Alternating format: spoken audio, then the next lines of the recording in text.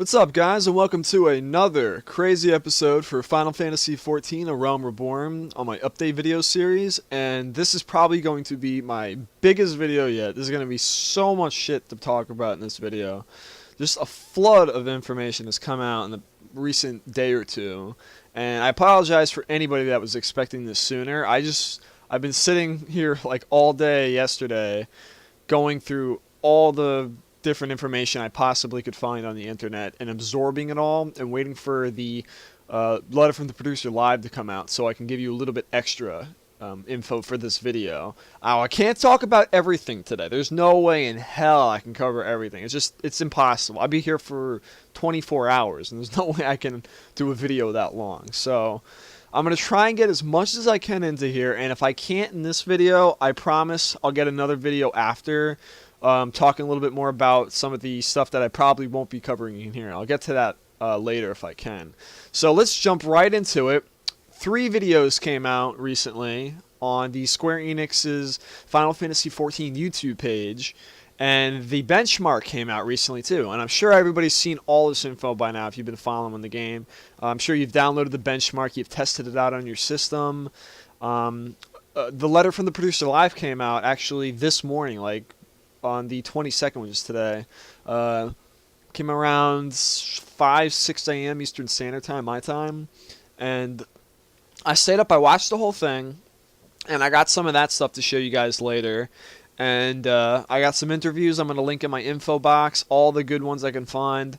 I'll show you some off in the video in a second, but I want to start off with this, and I'll get to all the questions from the letter from the producer live later, along with everything else I can possibly muster up, along with screenshots, artwork. It's going to be a lot of stuff to cover, so let's jump right into it. So the first video we got is a tour of Eorzea, part 1 I want to go over, out of the 3 first, and we'll get to the other 2 afterwards.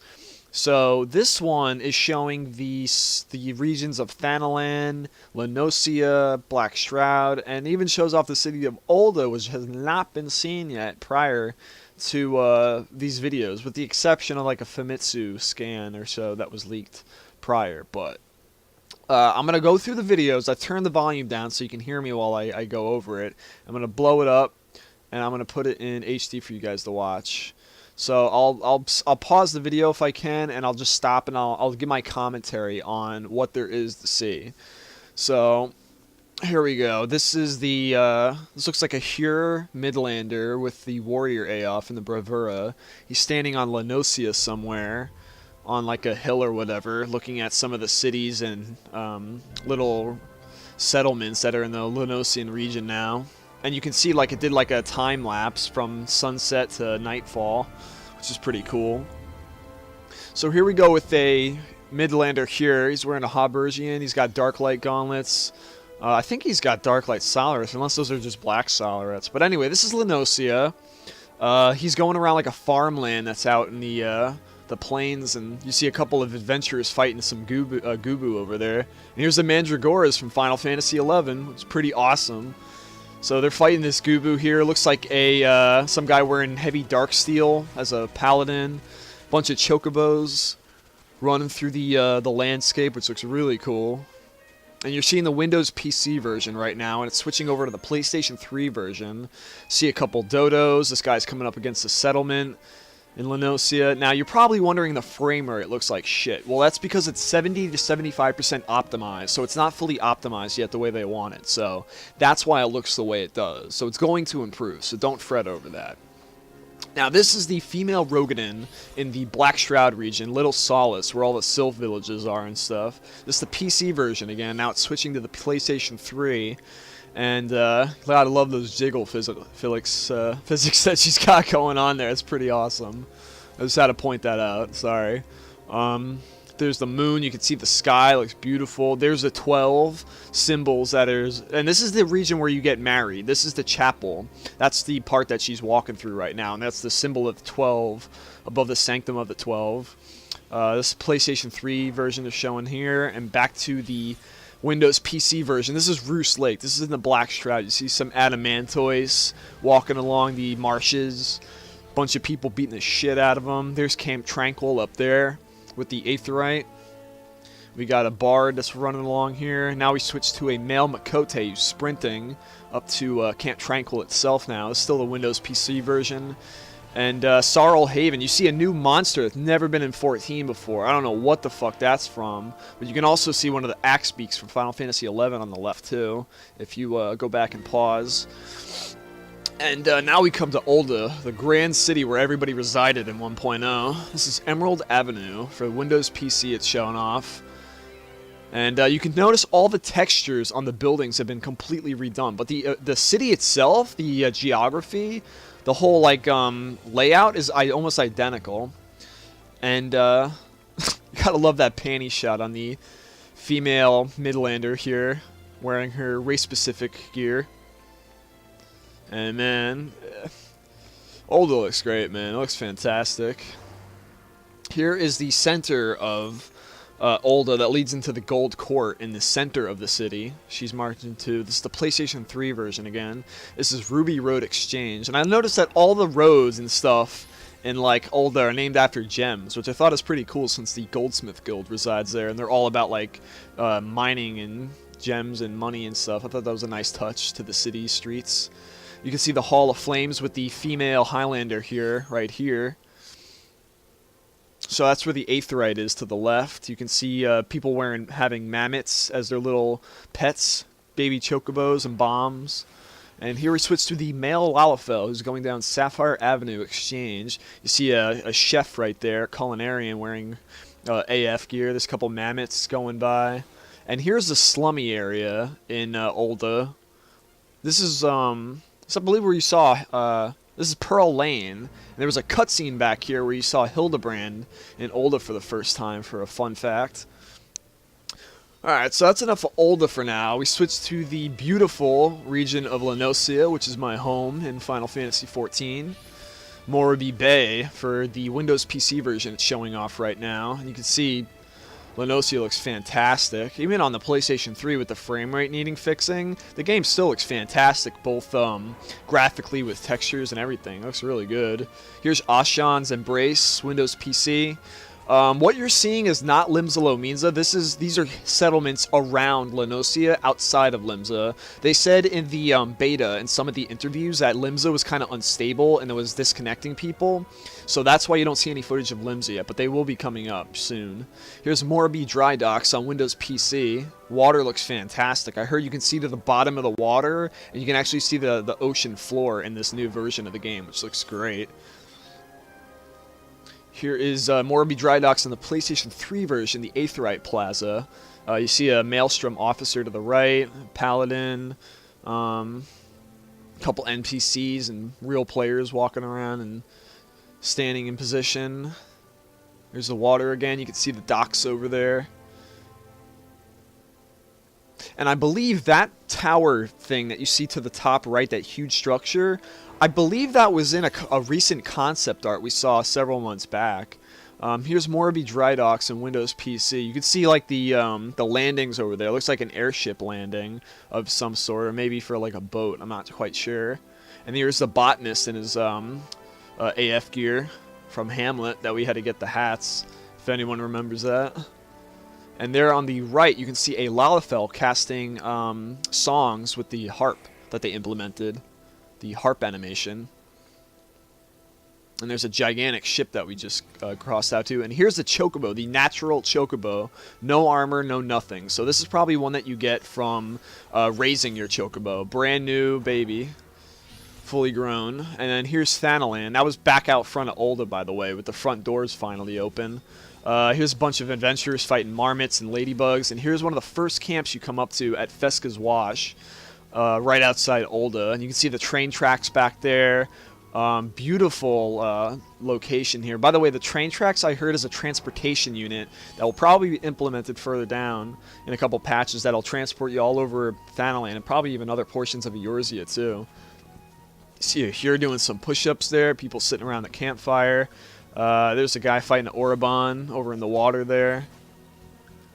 Enemy placement is fantastic. The detail and layouts of the land and all the The landmarks looks great. And here's the coffer and coffin on Windows PC version we're looking at now. If anybody remembers this from the original game, you know how different this looks right here compared to how it used to look.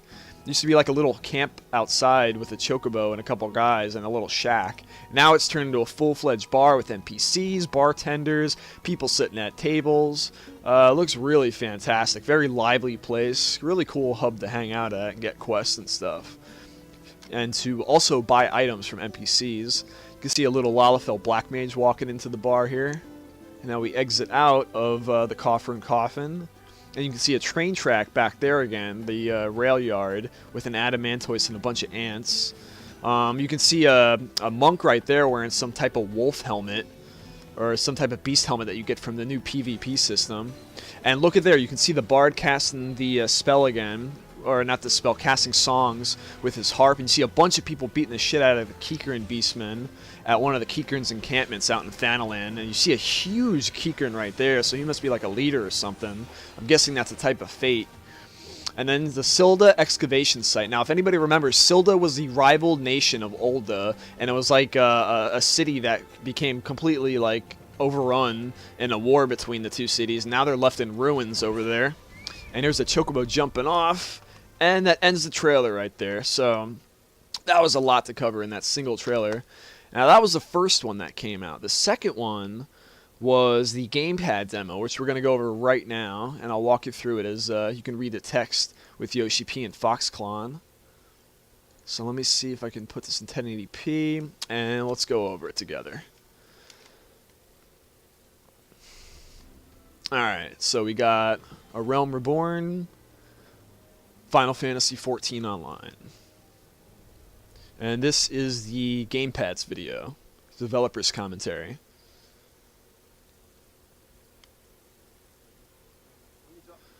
Alright, so here's Foxclaw on the, he's the he's community manager, or he's on the forums.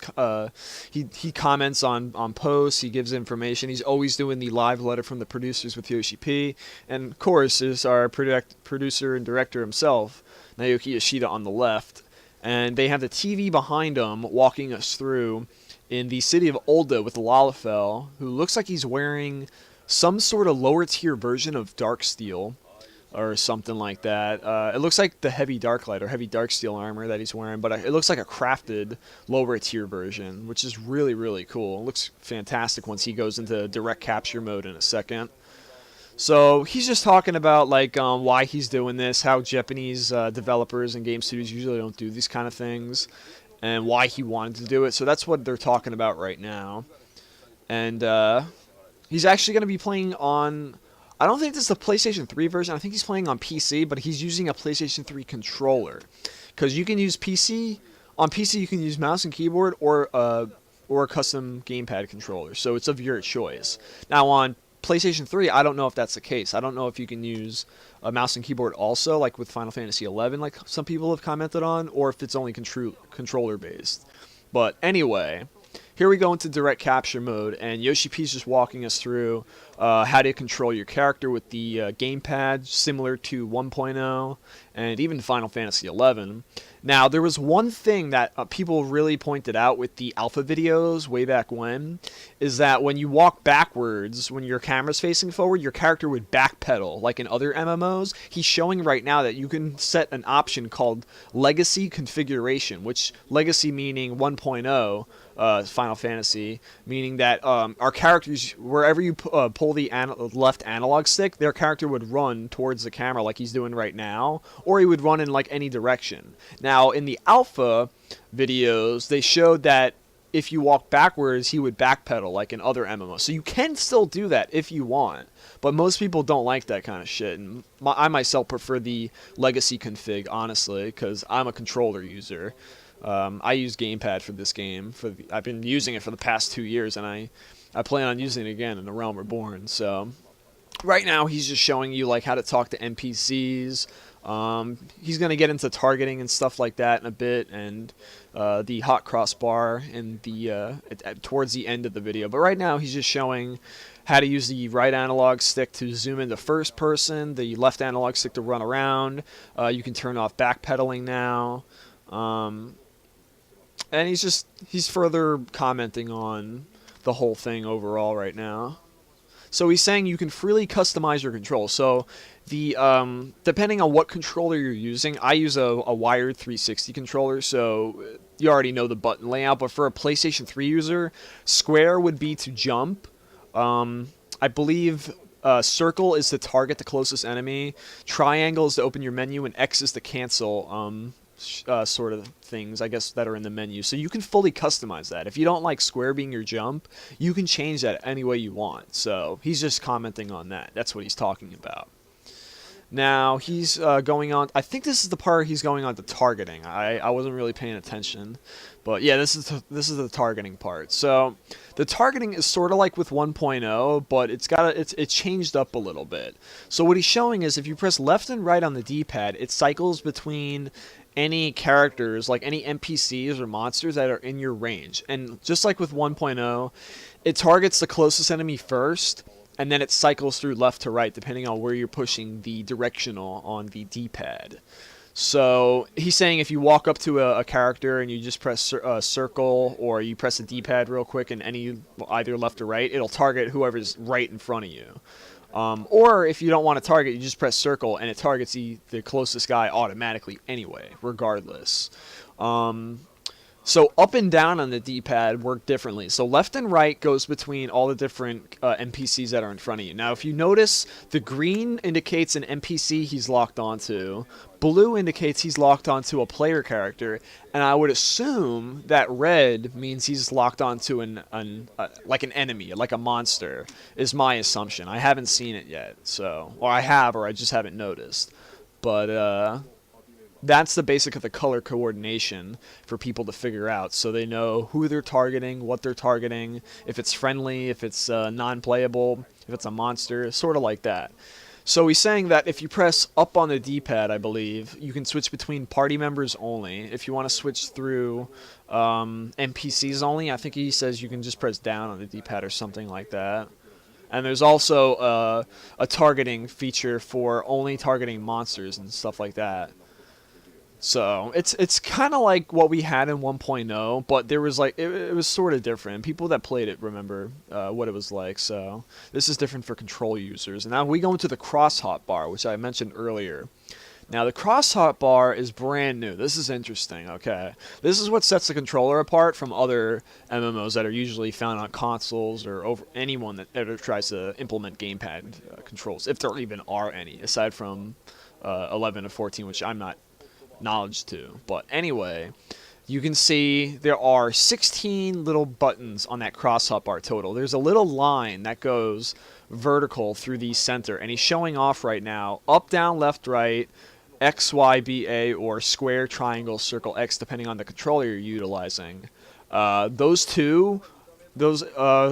four buttons on the D-pad, those 4 buttons on the the right side with all the color coordinated buttons, that's 8 buttons total. So that's 8 on the left, 8 on the right. So sort of like what we did with our macros in the original Final Fantasy XIV. If you were a controller user like myself, I know a lot of my friends were, and people I played with, they used controller also. We had to hold L, the left trigger, and right trigger to pull up our alt and control macros, and then we just use the D-pad to select them. With this, all you have to do is hold down left and press up, down, left, right, or hold left and press triangle, square, X, circle, or hold right, and the right one, it will do the same thing as the left trigger one. It'll select anything with up, down, left, right on the right side where the vertical line splits them in two.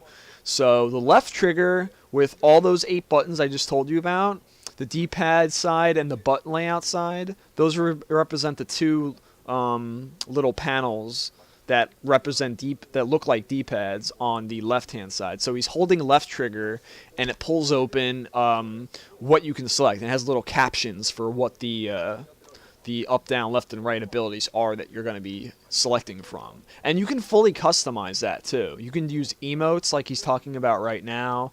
You can set up macros on this thing, I believe. You can do items, like if you want to put potions on there, you can put potions. If you want to put your chocobo whistle on there, you can do that also. If you want to select the little pets to come out, like your baby chocobo, your cherry bomb, your mammoth, he has the little icons there too. So if you notice, on the right side of the cross hotbar, the first up, down, left, right little panel, there's a picture of a mammoth, a baby chocobo, and a little cherry bomb on the top left and right side. And if you click those, it pulls out like a little vanity pet that'll follow you around. And you can fully change that around. You can move them anywhere you want on your cross hotbar as you please.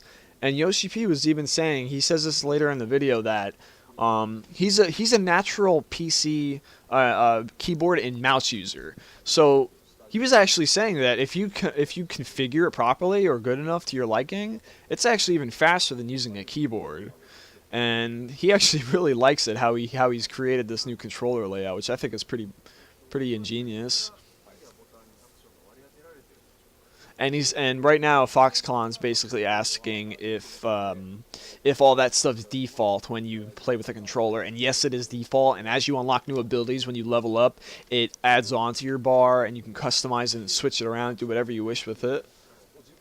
So it's sort of like the action bar with the mouse and keyboard users, except it's in a sort of layout that matches the up, down, left, right of the D-pad and the X, Y, B, A, or square, triangle, circle, X on the PlayStation 3 or Xbox 360 controllers. So he's basically moving around in the nighttime zone of Leonesaurus, which looks absolutely beautiful. It kind of reminds me of Skyrim a little bit with the night sky and the beautiful lighting from the lamps. It looks very... I wasn't expecting a lot of the nighttime in this. I was hoping it would be better, and I'm really glad to say the nighttime looks much better in this version of 14 than it did in the old version. I was not really a fan of the nighttime in the original game, aside from the end, where all the fireworks and meteors used to go off in the sky. But I'm getting sidetracked now. I'll get into that some other time. But anyway, this is the cool part where he pulls out the baby chocobo, presses up on his D-pad, and he summons his little vanity pet, which is his little buddy. Now, he doesn't fight. Vanity pets really just follow you around and keep you company, and they're just basically to be cute. And a lot of them are babies, like Baby Bomb, Baby Chocobo, Baby Mammoth. That's why they're really tiny. And no, they don't fight with you, so some people will think they're useless, but I think they're freaking really... They're probably one of my new favorite things that I've seen from the game. I absolutely love pets, like whether it's Beastmasters, or a Summoner, or Arcanist, or anything. Anything with a pet that follows you around, or that you can tame. I absolutely am a sucker for that. I love that stuff. So you see Yoshi P fighting on a Marlboro here. He's using his weapon skills on his cross-hop bar as little Chocobo cheers him on next to him. And he's doing a 3 combo like in 1.0, where you can do your 3 combos to connect them. That's what he's doing here. And he's going to the side of him and doing his weapon skill, and behind him. So as you can see, it's very fast and effective using the cross-hop bar with the PlayStation controller, or the 360 controller, depending on what you're using. So he's actually on a level 40 gladiator right now in the Camp Tranquil area of the Black Shroud. All these Marlboros are new. They were never here in the alpha videos. Those are brand new. All that was here before, you could see, were the Adamantoids, as you can see in the background. And the vultures, obviously, the buzzards, and a couple of those like wasp or bee things, bee swarms that are all over the place. Now you can see his setup on his cross-up bar. He's got all these fucking emotes. So you can do... Now, oh, I forgot to mention this. If you see right below the center where the slant is that separates the two sides of the cross-up bar, you see it says R1, and it can also say L... I think it says L1, but I know it says R1 right there. Now, what the R1 means is you have different sets, okay? So if you press the like RB if you're a 360 user, if you press R1 if you're a PS3 user. It swaps your sets. So kind of like if you played 1.0, you know how you had different levels of macros that you can cycle between? Well, that's sort of like what this is, but it's a lot fucking easier to use. It's not a freaking retarded mess like the action bar macro system was in the original game. Now this one, all you do is now see how he's back to his Mammoth, Chocobo, Bomb, basic cross hotbar setup. Well, that's the one that's his set 1. So if you go through different sets, you can set up different hotbars. So you could do like an all emote set when you're socializing and playing around with people and doing screenshots and videos. Or you can switch to your more serious set for dungeons and fates, grind parties, quest parties that'll more consist of potions on your cross hotbar, weapon skills, sprint like he's using just now, all sorts of stuff like that. So this is actually going to wrap up the Gamepad video for anybody interested in using Gamepad for 14 like I am. So this video was actually very insightful, so hopefully you enjoyed that. Now we're going to go on to the last video that they came out with, which is the benchmark video. But this one's an extended version. So we're going to click in this one right now, and this one's fantastic. I love this one. So there's some cool little Easter eggs of sorts in here. I don't know if I can spot all of them, but here is the opening of, I believe this is either, no, this is the Tamtara Greedcroft, right. This is where the dragon is, the Soul Flare, and the Iron Giants that you've seen in some of the videos. You can see the giant dragon marching through here inside Tamtara. See a party of adventurers coming through here ready to engage in battle. There's the Iron Giants. Bunch of little mightlings. See a monk. Webs being cast by dyramites and mightlings. Gigantic flurry of arrows by the bard back there. There's the Soul Flare from old Final Fantasies. There's zombies they're fighting. Zombie pikemen. Inside some of the tombs. Now here's a bunch of chocobos running together in the Leonesaurus region with all the windmills in the back. And there's some settlers over there, some farmers cheering them on. See the imps here in the field that they're engaging in. See a bunch of really cool particle effects. Here's the mage casting there. There's Blizzard. Or Blizzara, or Blizzaga, or Freeze, whatever the hell. It looks like the black mage is Freeze or something. Not quite sure, but it's definitely one of the black mage's spells, which looks fantastic. So now we come to the Thanalan region where everyone's marching over to the front gates of ul'dah. And everyone's on their chocobos again. See the Great Canyons and the cacti. Now here's a bunch of fucking awesome Kowurls. Everyone's just like engaged in them. Very awesome. Now here's Ifrit, the Lord of Inferno himself, engaging in a whole shit ton of people out in Thanalan. There he does his explosion. Now he's going to go and do his flamethrower, and now he's going to jump right into his hellfire over here, which looks absolutely fantastic.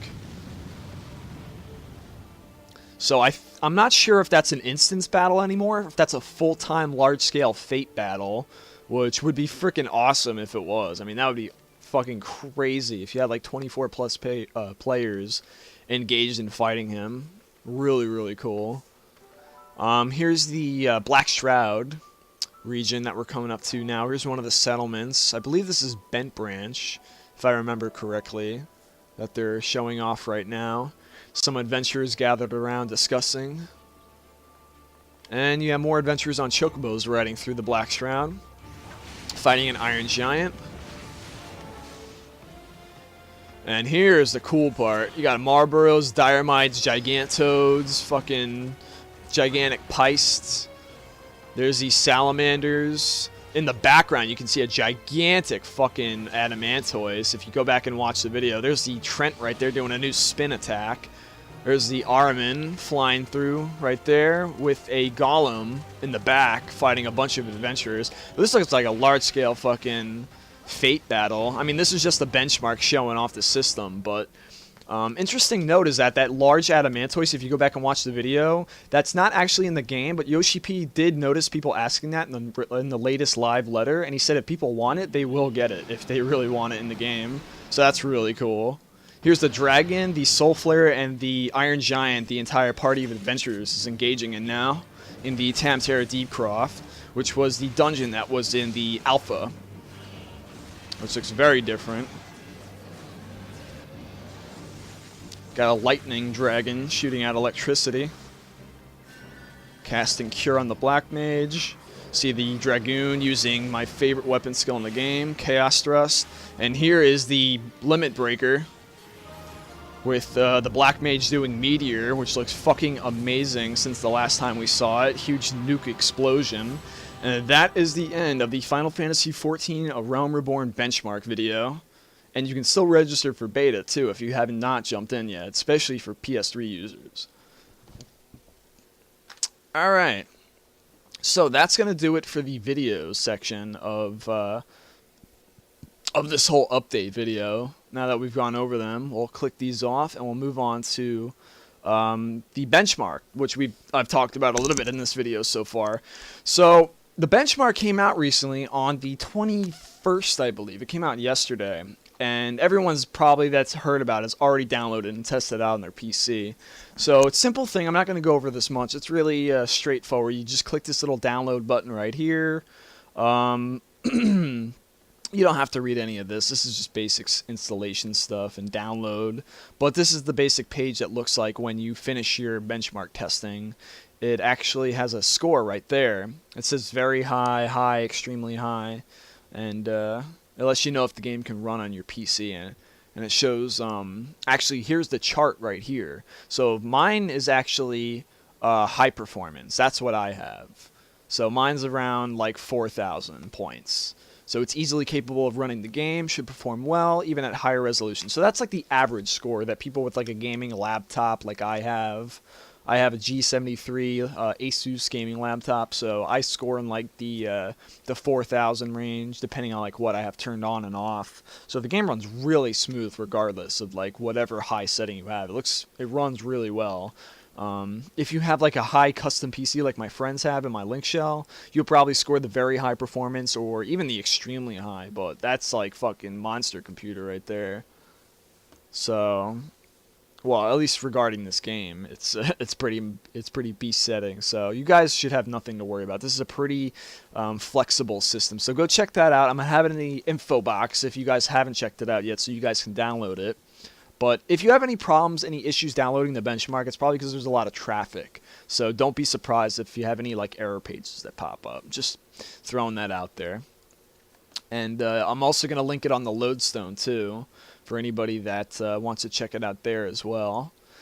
So this next part of the video I want to segue into are some of the interviews. I'm not going to go into them. I'm not going to read them because I could be here for hours talking about all the shit that I've read in these interviews. And unfortunately, a lot of the new things I've learned from that's going to be in the game that I had not known anything about before. And I'm sure none of you guys know about it too, unless you've been keeping up like I have.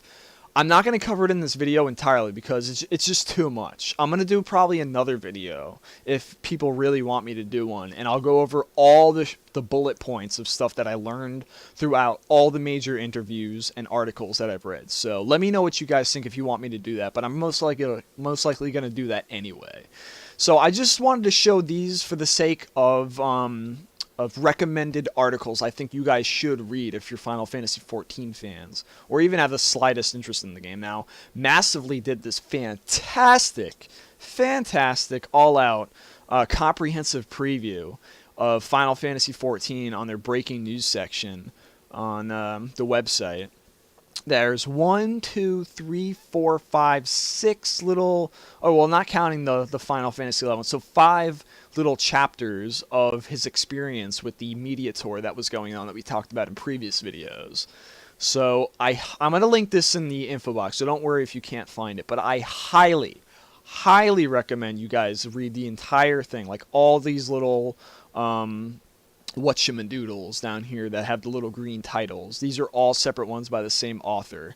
So please, for the love of Christ, check this out. Check the GamerEscape ones out. I'm going to link these also on the info box in this video. So read this one. A lot of good stuff in here Really good information, very insightful, and they're all different. All these articles have something new to offer that you have not read in the previous one. So I highly recommend it. If you have a lot of time on your hands and you're really interested to get all the meat you can from this this huge flood of media on this game, I highly suggest you read all these articles and check them out. And here's the third one and last one from GamerEscape, where it talks with Naoki Yoshida on the media tour and other things, which is a one-on-one interview with GamerEscape, and it's really, really good read. It brings up some actually pretty good questions that weren't even answered in the live letter, so if you're interested in questions like the live letter scenario, check this out too. This is good stuff. So you'll find out some new little tidbits in there. Now this part I want to segue into is one of the best parts of the video. I think you guys are really going to enjoy this. This is the answers from the Q&A during the Letter from the Producer Live Part 5. So I'm not going to take any more time. I'm just going to jump straight into it, starting with reading the question and then answering it. Okay, so on the first one, Bayoni is basically just saying that starting off the live letter with some new artwork of the interior housing, including some baths and even Moogle mailboxes. And once we finish the Q&A section, I'm going to go on to all the screenshots. I'm going to go on to all the artwork and everything else. So don't worry, I'm going to get into all that stuff that they showed during the live stream after the Q&A part. So look forward to that. Okay, so the first question we have is, what's the difference between free company housing and individual player housing? So Bayoni says that fundamentally there will not be many differences, since individual housing will have the same features as free company housing when it is released. However, there will be differences in regards to whether the parks and towers are set for personal use or free company members. So if you get your own place, you can have parks, towers, private quarters, trophies in your house. You can invite your friends over. It's really fucking cool. So, and anyone that's in beta, they said in phase 3, I believe, or maybe phase 4. I think it's phase 3. I'm not sure. One of the later phases, you actually get to test. That's right. You actually get to test off the housing for yourselves before it even launches, 3 months before they implement it into the game after launch, which is really, really cool. So I'm really looking forward to checking that out when that comes around, because housing sounds really interesting in this game, what they've been talking about. Now, also on the subject of housing, he goes, how much will houses and land cost? And Yoshida responds by saying, we would like to keep it a secret at this current stage, so stay tuned. Alright, so will housing be implemented at launch? We're planning to release housing with the first major update, which, if you read one of the articles that I went through, it's actually 3 months after the game launches, like 2 to 3 months, give or take.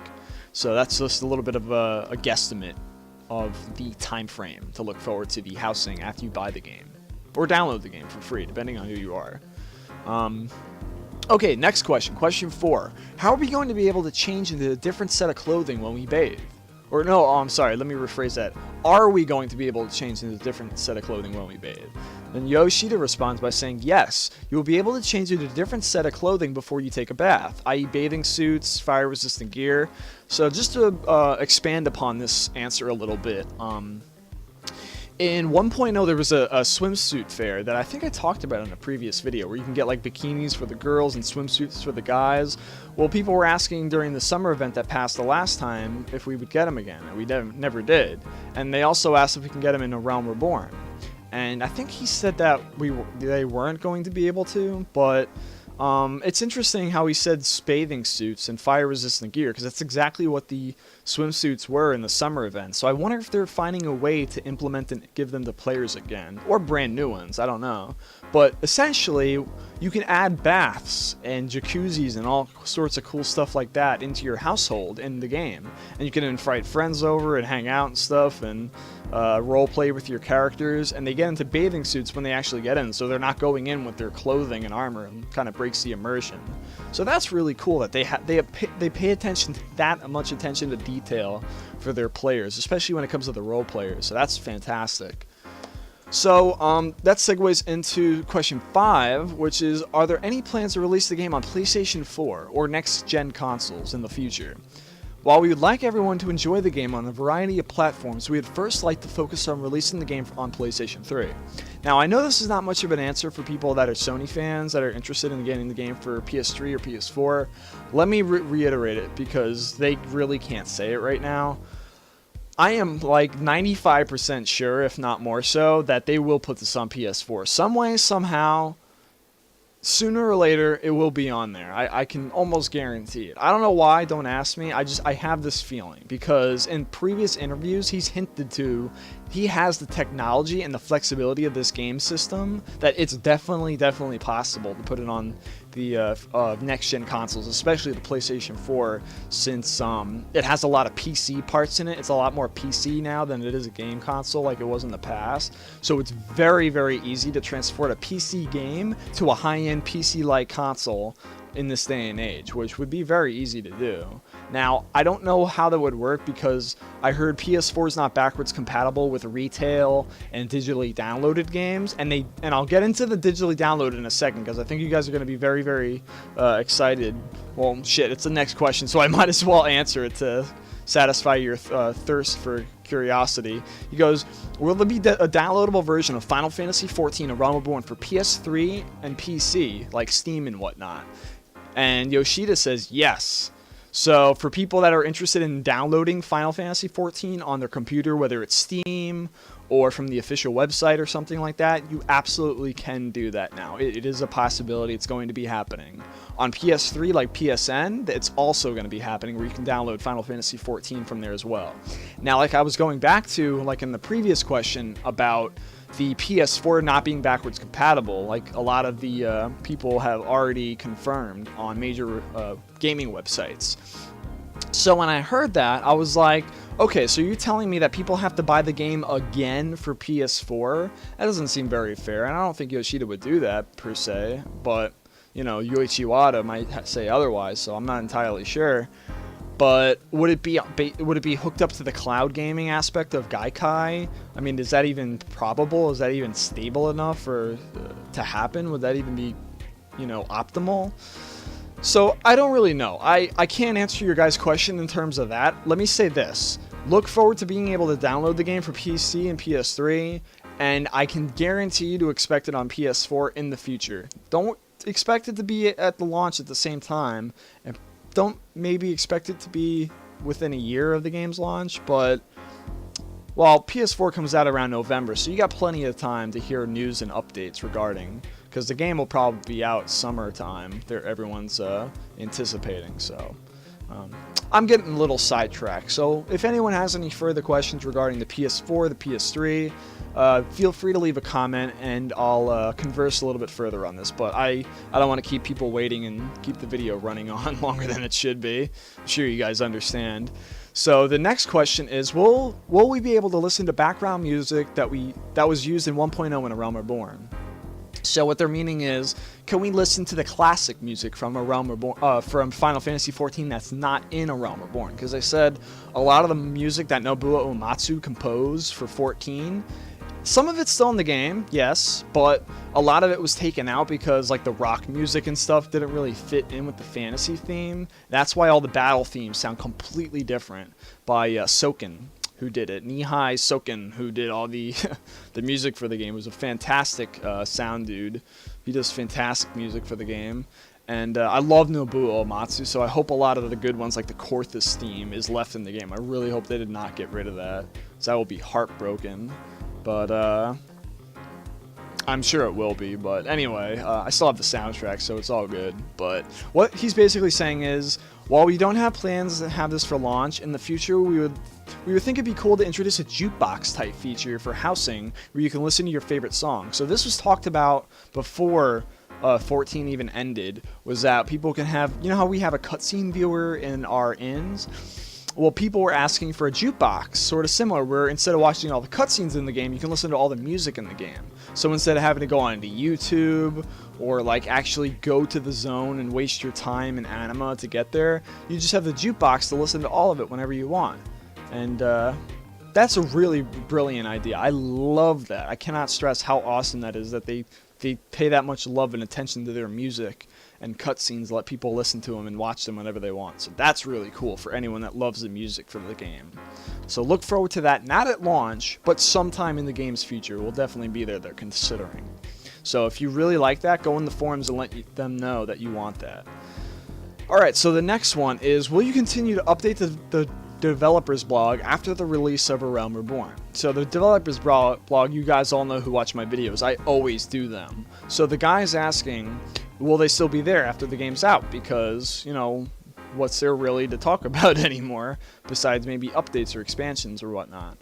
And well, not Bayani, but Yoshida says, I'm sure that if there are enough calls for it, Project Manager M and the localization team members will answer.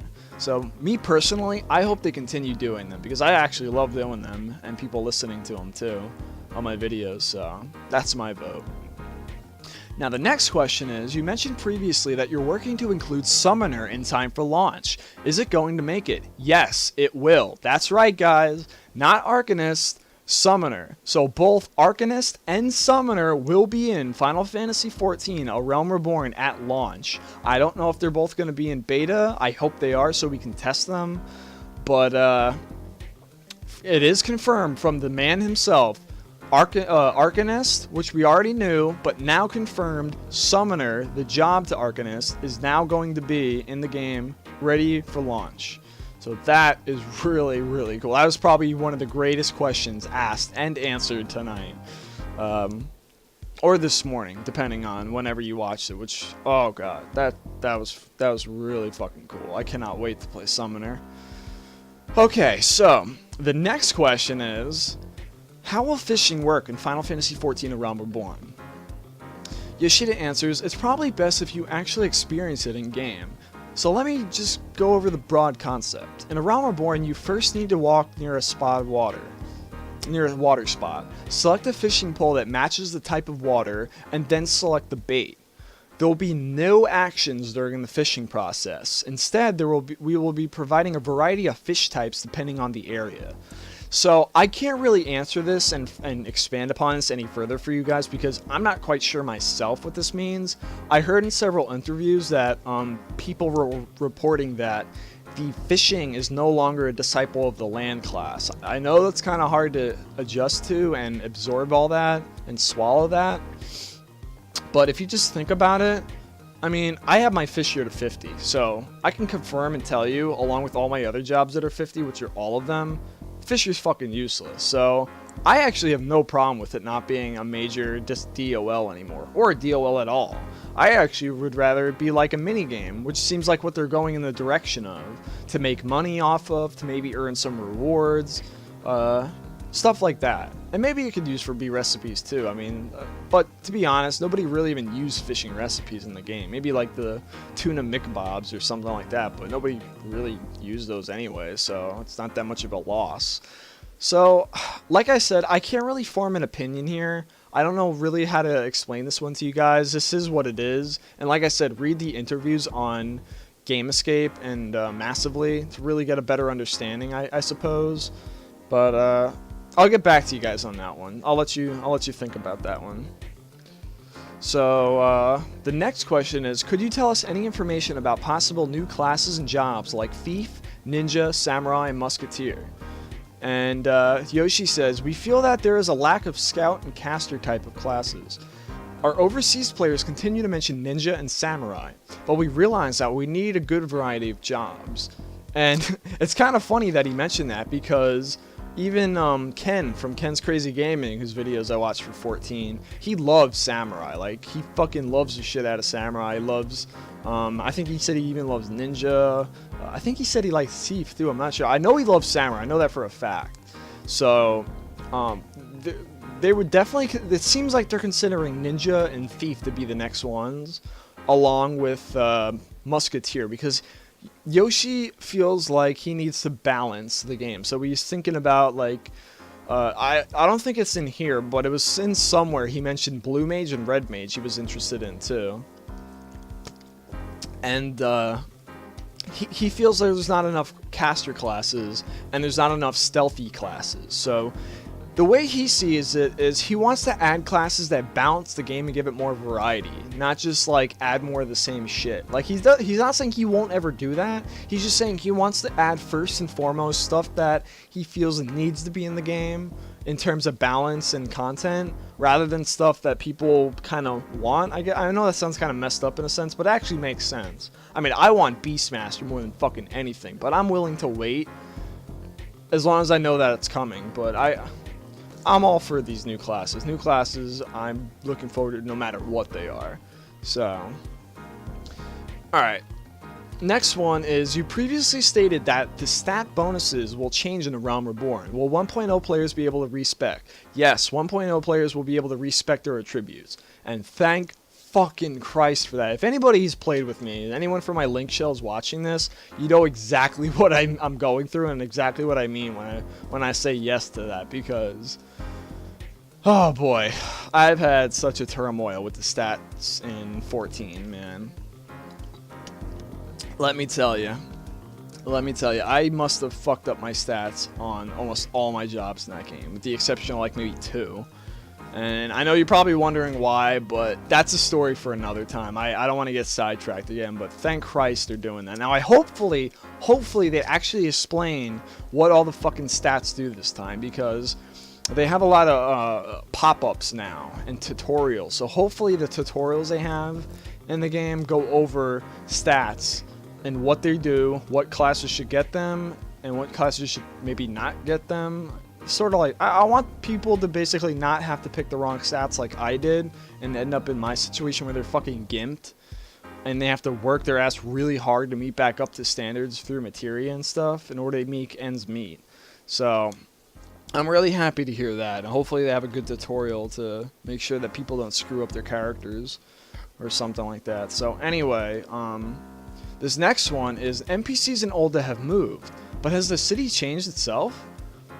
I believe you'll get a good understanding if you've seen the End of an Era video, but since ul'dah wasn't hit by Bahamut's attack, there are really no changes to ul'dah in this regard. To give a simple example of a change, the previously impassable gates in ul'dah have been opened, showed off in a picture showing the revamps to the city. So what he's meaning is the main gates in ul'dah. Now, everyone who's played Final Fantasy XIV, if no one's been to ul'dah and knows what I'm talking about here, then I don't know what to tell you, but anyone that's played this game has been to ul'dah, which is like the main fucking hub of the game for like for over like a year and a half or so. And everyone always knows that enters the city, you have to go either to the left, but everyone always went to the right. You couldn't go straight through the main gates because they were always locked. And it kind of felt weird, like why the hell was the city designed like that? Well, now the front gates are wide fucking open. So I don't know if the sideways are still open, but I definitely know you can just go through the front now, which is fantastic. That is really, really cool. So it makes more sense too, you know? So I like that a lot. And if you watch the video again, you'll actually see it in the video too. And in the live stream if you watch it, which I will link in the description. I'll talk about that later. So this one is saying, you showed a screenshot of train tracks. Will players be able to ride on trains in A Realm Reborn? Stay tuned. By the way, train tracks will also be available in other locations too. So that's really cool. Will shouts be displayed when you are inside a free company housing? Since we will have the duty finder, and you won't want to be bothered by shouts when talking with your free company allies, fundamentally we plan to make it so shouts are not displayed in the log while in housing. The shout system will also be updated and it will reach an entire area now.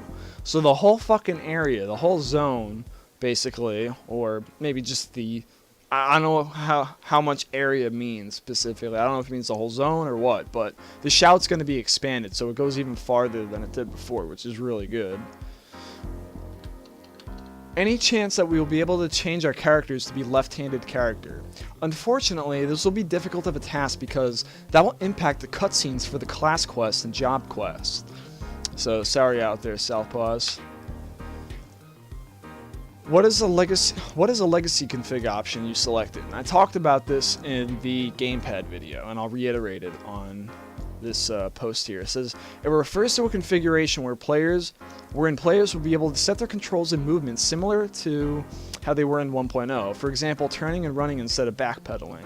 which 87 people liked that because 87 people and more hated fucking backpedaling, myself included. So, the next one says, could you please explain a bit on the item bind system and why it was implemented? And this is what we talked about in a previous video, and I've seen other people talk about this too, and it has some debate going on. And Yoshida responds by saying, all items that generate one spirit bond, which is like one little tiny little pricket after you kill like one enemy and get 1 XP or 5 XP or 10 XP, it counts as one little bloop of spirit bond on your bar, which I think is what he's meaning. I don't think he means like a full bar of spirit bond. He's saying all items that generate 1 spirit bond will become bound. So I might have interpreted that wrong. Maybe you guys can help me out there. But essentially, an item that has 1 spirit bond that generates 1 spirit bond will become bound. The largest reason for this is that used gear will flood the marketplace and it will become difficult for crafters to break into the market. So we're implementing this to stimulate the marketplace. So like I said in a previous video, I can definitely see how this benefits, but I also see some negatives too. But in all honesty, I've been playing this game for fucking over 2 years now and watching it, and everything that's been major that people are unsure about that are essentially means the word change, people are not ready to change. They're very nervous and scared and they're worried about change. Me personally, I'm just a go with the flow guy for most things, like 80% to 90% of shit that I come across in games.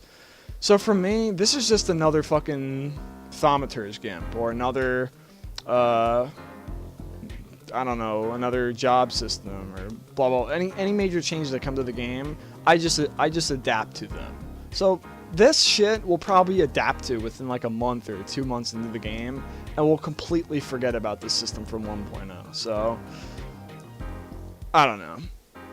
I think it'll benefit the crafters, and as long as it makes the crafters useful and stimulating and makes a lot of money, I'm all for that. So I say let's give it a shot and see how it goes. Okay, the next question is, at what height will we take fall damage? Now this one I was very interested in when we talk about fall damage. It goes, characters won't take any fall damage that easily, or characters won't take fall damage that easily. The plan is even the strongest adventurer that can take down a primal will get hurt if they fall from this height. So to add to this a little bit, you'll get like 75% of your health taken off if you drop from like most high places. Like if you watch the live letter, he drops off a couple of high places a few times, and he pretty much loses like 75% of his health. So they also said in some interviews that like if you drop from somewhere that's completely fucking ridiculous, you'll fall to like 1 HP, but you won't die. So as long as you don't die, I'm okay with that. Like I'm not a huge fan of fall damage, but you know, to be honest, as long as you don't kill yourself from falling off, I'm completely fine with that. A lot of people out there disagree, and I don't give a shit, but that's just how I feel about it. So as long as we can jump wherever we want and there's no invisible walls, that's all I care about. So that's my 2 cents. But the next question we're going to go on to is, if you are a low level and fall from a high location, will you die? The damage is a percentage of your HP. Also, regardless of how high you fall, we've made it so in the worst case scenario, your HP will fall to 1. Thank God. So you will not die. However, if you jump and have aggro from a monster, or you are on their hate list, there's a good chance you may die. So that I don't mind. That actually makes sense. It sucks dick, but it makes sense. Okay, so please tell us more about the changes to the materia system. Now, a lot of people might not like this, and I'm not so sure myself. I'm kind of skeptical, but like I said, I'm a go with the flow type of guy, so take it for what it is. He goes, please tell us the changes to the materia system. We have changed how affixing multiple materia works and adjusted the types of materia. We will make a detailed announcement once we are ready to release the details. Stay tuned. So I'm guessing towards beta, which is when they said they were going to do some materia testing in like phase 3 or some shit like that. So you'll probably hear them announce it around then. Please tell us more about the chocobo raising. Now this I'm looking forward to. I love chocobo raising in any Final Fantasy game, including the online one. So if anyone's interested in this, here we go. He goes, well, we'll first be releasing housing, which is like 2 to 3 months, like I told you guys. So 2 to 3 months we'll be releasing housing, but you'll be able to set up a chocobo stable and purchase a baby chocobo to raise. Once you have a chocobo stable, you will be able to you will also be able to do things like breed chocobos and train them. So that is really, really fucking awesome. I remember like over a year and a half ago, like when the forums came online in like 2011 for the game, I remember all the people were like posting submissions about what they want to see in the game, what they want, like what fixes and additions they like to see. I remember one of the things I always was like supporting was like chocobo racing, breeding, and all that kind of shit. So I'm so glad they listened to our feedback and they put it in the game. Like they even went above and beyond, man. Like they equipped like chocobo companions, chocobo gear and armor, which we kind of like brought up the notion of and asked for, and they all gave us all that. They've been listening to us completely and all of our feedback and suggestions, and it's really nice to see a game development studio. I've never seen a game development be that like in touch with their fan base, and that's pretty flattering. Like I think that's amazingly awesome, especially being a Final Fantasy fan. So that is one of the questions I was really happy to hear from last night or this morning or whenever the hell the letter was. So the next one is, please tell us more about treasure maps. And this is for DOLs, like miners and stuff. We will most likely end up implementing the treasure map system through an update. Basically, Disciples of the Land will have a chance to obtain a treasure map while gathering. The treasure map will provide the player with a hint of a specific location. Once the player figures out where the location is and goes to that location, a ton of monsters will spawn, and the player will receive a reward after defeating the spawned monsters. So that's a pretty cool way for DOLs to become more relevant and have like more stuff to do in the game besides just like gather shit. So they can find treasure maps and find treasure chests and have like these crazy battles ensue. But you'll probably have to be a disciple of War and Magic to be able to kill the monsters. So yeah, you can't just be like an all-out DOL fighting force and expect to get the treasures. You gotta have some oomph to get that. It's pretty neat. Well, monsters also take fall damage. Monsters are monsters, so no. That's a funny response. What's with the icons above the NPC's heads that look like the icon is on fire? Now, he's talking about the live stream. You have to go watch it to see what he's talking about. Essentially, what it is there's a part in the video where he passes by an NPC that has like a little icon above his head, and you know the Final Fantasy XIV AREALM Reborn logo. Well, you know the O in Reborn, how it looks like a flaming ball, kind of like Dalamud. That's what he's talking about. There's an icon that looks exactly like that flaming O that represents Dalamud that's above his head with an exclamation mark. And essentially what that means is he's saying this is a quest icon, but it's showing that the NPC has an important quest related to the main storyline.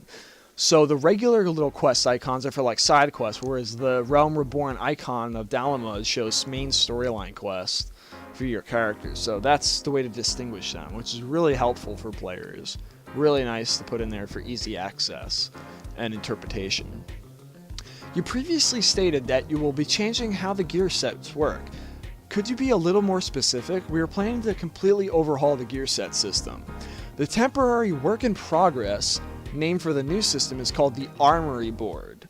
The current plan is to show a catalog of items that the player owns, and players will be able to create different aliases or different alias for the different gear sets. So there's a picture that I'm going to show in the screenshot segment after the Q&A, and I'll bring that up again so I can remind you guys, but it was also shown during the live stream. It was on like a little sheet of paper, like the art that he usually shows. It was one of those, and oh boy, wait until you see this thing if you haven't seen it already. It's pretty fucking amazing. Like, if it is what I think it is, I cannot wait to test it out and try it out for myself, but we'll get to that later and check it out. So for the duty finder, what would happen if there were characters with the same character name? Can you tell us what will happen to the names and if you can invite specific players by name? Even if players searching have the same name, there won't be any problems. It will be possible to play in the same dungeon with both players keeping the same name. It will not be possible, however, to invite specific players by name. So for Content Finder on cross servers where people go through matchmaking, there's no problem if you have the same name as someone else. However, if you're on the same server and you're trying to invite someone to your party and they have the same name, that's obviously not going to work, or through the cross server stuff. So I'm not exactly sure how he means by that, but I think you can probably figure it out, the basic gist of it. So this next question says, will we be able to fight giant monsters such as the Adamantoise that appears in the benchmark video, like the one I pointed out to you guys at the beginning of this video? He said, the benchmark video contains content that was specifically created for PR purposes, but you will be able to fight giant monsters starting from phase 1 of the beta test. Experience it for yourself and let us know if you want to fight something even bigger. So what he's saying is, there's nothing in the game that's that fucking huge. I mean, there are some pretty big monsters, but nothing nowhere near as big as that Adamantoise, if you go back and rewatch that part of the video.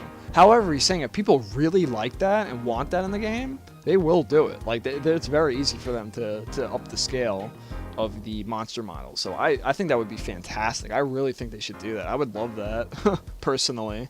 It'll be like the giant Adamantoise from Final Fantasy XIII that you have to fight. The Gui Lang, or whatever the hell that thing was called. If anyone even knows what the fuck I'm talking about. Let's play Didn't Beat It. Please tell us some details on the fate system. I'm worried what will happen during times or areas where there are not many people, and whether this will be disruptive for quest and gathering. Do you have countermeasures planned? So, he says, since gatherers will have stealth,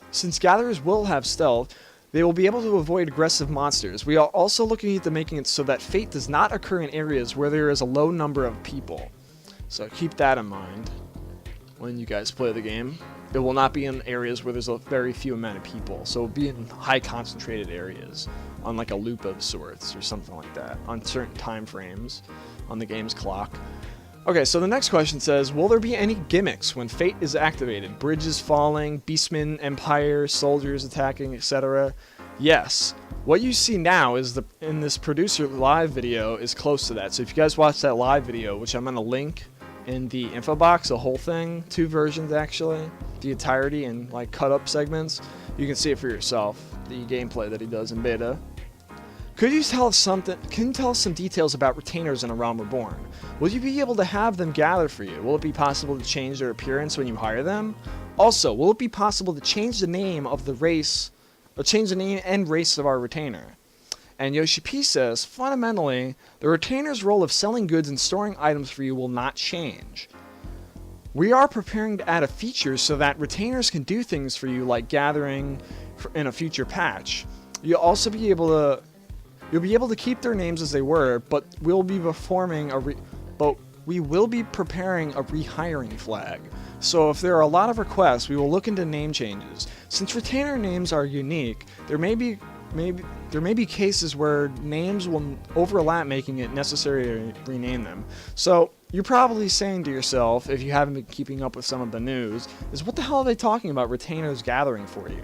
Well, in one of my previous videos, I think I went over this. I don't remember. It's been a while, but retainers basically serve as storing all your inventory items, and they also sell your items too.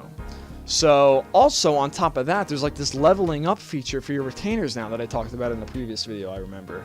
And you can make them gather items for you. I think they can also craft you stuff too. I'm not sure, but I know they can gather for you, is what he's talking about. So they can go out and gather like a set amount of things when you're like busy playing with friends or maybe not playing the game. They can go out and do it for you while you're logged off.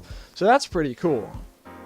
And they're saying they're working on if you want to do name changes, if you want to dress them up and customize their appearance, because in 1.0 they would come on a certain preset. So a lot of retainers would look identical to other people's retainers, and the only way you can change their appearance is if you put items on them to sell. So only things they would be wearing is stuff they're selling, which kind of looks stupid. So what he's saying is they're thinking about doing where you can customize your retainer any way you want to make them look unique. So me personally, if I had an idea, all the stuff they said sounds fantastic, but I would love to, like, basically, you know how you create your own character for the game? I wish I could do that same character creation, but for my retainers. That would be so fucking brilliant, man. Like, if I can customize my retainer, like, absolutely any way I want. could be any race, any gender, any like little character creation features I want to add on them, and then dress them up. So I can buy and craft them clothes and put it on them for them to wear when they craft. So I can make them look all fancy, I can make them look sexy, I can make them look cool, stuff like that. So I hope they consider that in the future. That would be brilliant. Okay, so how will we fight NMs in A Realm Reborn? Will they only appear in fate battles and dungeons? For the most part, NMs will only appear in fate battles, like the giant behemoth king, for example, or Odin and stuff like that. There'll be fate battles. Has the battle system changed since the alpha version? The global cooldown on actions was reduced by 0.5 seconds. So people were complaining a lot about global cooldown. And I want to just mention this to anybody watching this video and listening to me right now. If you are going to be in beta and you plan on buying this game or testing it, please give feedback on the global cooldown, because me, I'm kind of on the fence about it. It doesn't bother me that much, but then again, I haven't played with the system in full with like a level 50 character with all the stats and shit to really give a proper opinion. But a lot of people fucking hate it. A lot of people that haven't even touched the game, just watching the alpha videos on YouTube, they also tear it apart and don't like it. So please give your feedback on the game if you're in the beta, and let them know what you think. And let me know what you guys think too. So like I said, I'm not too sure about it, but they did cut it down by 0.5 seconds, which is not a lot, but they said as you level up, your character gains attributes like haste and stuff, like hastened abilities, and there's hastened spells that you can cast on your character to improve that global cooldown. So I think it's there for a reason in terms with the spells they have planned. So I don't know. Like I said, I gotta play beta to give my opinion, but check that out and let them know what you think by voicing your concerns. Okay, so the next one is Yoshida's character has only 556 HP. Even he's level 50. Isn't that a little bit too low? The HP isn't accurate because we're playing on the development server in debug mode. So he's talking about the live stream they were watching. That's what they were talking about. So don't worry about that. Will Gilgamesh appear in Final Fantasy XIV: A Realm Reborn? Yes, we have plans to introduce Gilgamesh to a series of quests. The quests will most likely be introduced in stages, so that is really cool. And I actually have concept art of Gilgamesh later in this video, so look forward to that too after this segment. Alright, so the next question is, will it be possible in the future to change our character's appearance once they have been created? We're thinking it would be possible for hairstyles, hair color, and eye color. We've already mentioned about a beauty parlor, so it should be possible to show you all soon. So that I love. I remember in a previous video we talked about this again, and I wasn't sure if they were still keeping to their word on having the hair salon, barber, or whatnot. So that's really cool that they're keeping that. I fucking think that is absolutely brilliant, fantastic. So that is really nice for people that want to change their hairstyles and hair color and whatnot. Okay, so what type of free company related rewards and achievements will there be? How will the ranking system work? Are there benefits to forming a free company? We're planning to introduce a variety of achievements related to the free company, i.e. forming a free company, having a certain number of members in your free company, complete a certain number of quests, etc. As far as rewards go, we don't want to force players to form free companies, so there's no plans to introduce rewards tied to the free company. However, there will be benefits for those who have formed a free company for an extended period of time. So they don't know what it is yet, but I have a feeling it's something really fucking nice. Maybe like a pet or mount or armor, I don't know. I really don't know, but I'm interested to hear more about it. Okay, so in terms of new races, what kind of races are you looking into, and will will mixed races be introduced? I don't think we'll have mixed races for a while. Since it seems like Viera is popular around the world, we have been proactively looking into this. But since having a rabbit male might be kind of weird, maybe we're looking to having a separate race for the male counterpart. So what this is referring to is there was a poll asking about new races added to the game, and a lot of people wanted Viera from Final Fantasy XII. And it's a little bit of a long story, but basically he's considering adding a new race. He was thinking about like a reptilian race, which oh my god, I would love a reptilian race, like Argonian style. I think that would be so fucking cool, man. Like, or even those things from Final Fantasy 12 that people talk about all the time. I haven't played the game myself yet, but I actually have the copy of it sitting right there that I borrowed from my cousin. I have not played yet, which I do planning on eventually. But there's like these reptilian things that I heard about that are in the game. Banga, I think they're called. They look really cool. So people were suggesting to throw them in there if they couldn't think of another reptilian type race. But he's also mentioning that a lot of people want Viera, so he might consider that. But he's saying since like there's like no male Viera, even though there was never male Makote or female Rogadin, who knows? Who knows what'll happen? We'll have to wait and see. But he said he would like to wait for the first expansion to include them, which he says is in 2 years after launch of the game, which is quite a long time. But just to give you some retrospect. Alrighty, so we come up to the last page of Q&A. What type of PvP battles are you planning to introduce? We are currently planning to implement a matching system wherein players will fight against others, wherein players will fight against other players of the same skill level. So a matchmaking system. This might be a bit early to ask, but could you tell us any plans for an expansion? As we just mentioned before about the addition of a new race, we're looking into this for the first expansion, which we'd like to release within 2 years of launch. Alright, so any chance you will be able to us with what? Any chance you will be able to, that doesn't sound like proper English. I think you left out like a word there. Any chance you will be able to tell us or give us or show us with an audio related spoiler? I think that's what he was trying to say. Unfortunately, we are currently unable to provide an audio related spoiler because it might violate a contract. Stay tuned. Huh. That's interesting. I wonder what he means by that. Actually kind of curifies me now I think about it. But anyway, will it be possible to do anything with smartphones? We are currently developing software that can also be used for Final Fantasy XI and Dragon Quest X, and we plan on making it possible to use this. In addition to this, we are also planning to have features where you can browse your personal character data, as well as a large official database that you can use to check your various information such as items, quests, NPC location, and which NPCs offer quests. I remember you showed us artwork that had a baby behemoth on New Year's Day. How does that work? Basically, they are pets that you can bring along with you. These pets will be referred to as minions. We are planning to introduce a variety of minions, so stay tuned. Also, these minions are items, and that means players will be able to trade minions with other players. So, oh man, like, oh god, like that, as simple as that sounds, I love that shit so much. Like I talked about during the Gamepad portion of the video, I love anything with like Beastmaster, anything that has like a pet, like Puppet Master, Summoner, Arcanist, whatever the fuck anything that has like a little monster that follows you around or a creature, I absolutely like am a fucking sucker. I love it, dude. So even though the little vanity pets don't do shit, they just follow you around, look cute, I don't care. I think that's fucking awesome, dude. Having a little buddy follow me around, kind of like Drippy from Ni no Kuni, I think that's really cool. And in the later section of the video, the next section actually, I'm going to get into the screenshots that I took during the live letter from the producer and share them with you guys. So it's going to have all the concept art of the vanity pets, and I'll fanboy later when I get to that part, so stay tuned for that. And you can trade them too, so they're not like unique and untradeable, so that's another cool thing to mention.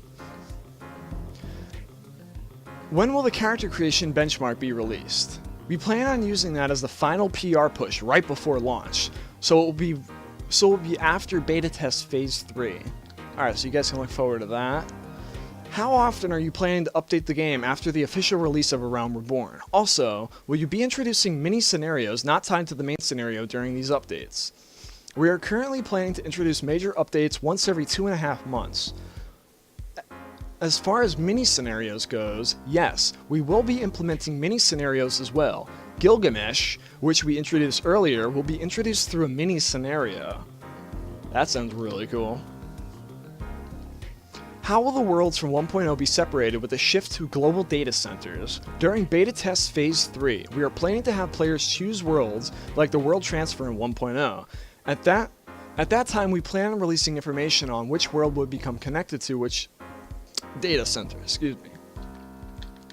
That's it. Thank you to everyone that sent in questions, filed the stream and thread, and to everyone that stayed up late and got up early for this. Alright guys, that concludes the Q&A section. What's up guys? And I'm back from taking a small break, and we are here to go over the letter from the live producer part 5 of this segment of the video. And we've got some good stuff to talk about, and let's jump right into it. So here we go. So Yoshi P and Foxclon, along with Square Enix President Yoichi Wada, came into the live letter from the producer, and they were sitting right here showing us and talking to us, obviously in Japanese, we couldn't understand it, but there's going to be a translated version that comes out eventually within like a week or so, maybe a week and a half, give or take. And I'll have the whole translation in German, French, I know English obviously, but I think that's all of them. And then Japanese, like in its native language. So if anyone missed this thing, don't worry, I'm going to link you guys to the raw version that we saw, the straight up original version. And then I'll tune you guys into the updated one when it comes out. So, alright, let me shut up and jump right into it. Okay, so first thing they did when the live stream came on is they ran their benchmark on their computer, and they scored 8,181, which, I mean, I've seen higher than that. I've seen ones that are over 10,000. I've seen ones that are over 9,000. And I've seen, I think 11,000 one too. So, obviously that's like fucking extremely high score right there. So it's a really good computer that they're planning on doing the benchmark. So here we go with Yoichi Wada. He shows off the first image of, I believe this is it's player housing, but it's also free company base of operations. So it's got like the staircase, the upstairs, people that can like walk around and stuff. They got like a carpet, and here looks like an arrow that points to the front entrance. Obviously I have to wait for the translated version to know for sure, but yeah, it has to do with free company bases and whatnot, and player housing. This one is remember the one I was talking about with baths and jacuzzis? Well, these are the ones, and the little tiny one is for Lalafells, because they said they didn't want the little Lalafells to drown in the fucking water, so they gave them their own little kiddie pool, for a special little person pool. And then the other ones, I guess, are like different ones you could buy, or maybe they're like region specific for Limsa, ul'dah, and Gridania. I don't know exactly, but yeah. I would assume like the bottom one's like for Limsa, the one on the left's ul'dah, and the one on the right's like Gridania, but I don't know, maybe those are just different types you can purchase. So that's pretty cool. Now this one is your own little personal Moogle at your house. That's like your Moogle mailman. He gives all your Moogle mail that you can send to your friends, or your Link Shell members, free company members, people that you know around the server. And you just stick it in the mailbox, and the Moogle sends it off. And he also brings you messages in mail too. And you can also trade items between people, also Final Fantasy XI style. So that's what your little delivery Moogle's for. And you can find them all over the realm, in the Black Shroud, Noscea, Thanalan, and all the cities too. So that's what they were showing off there, a little Moogle mailbox.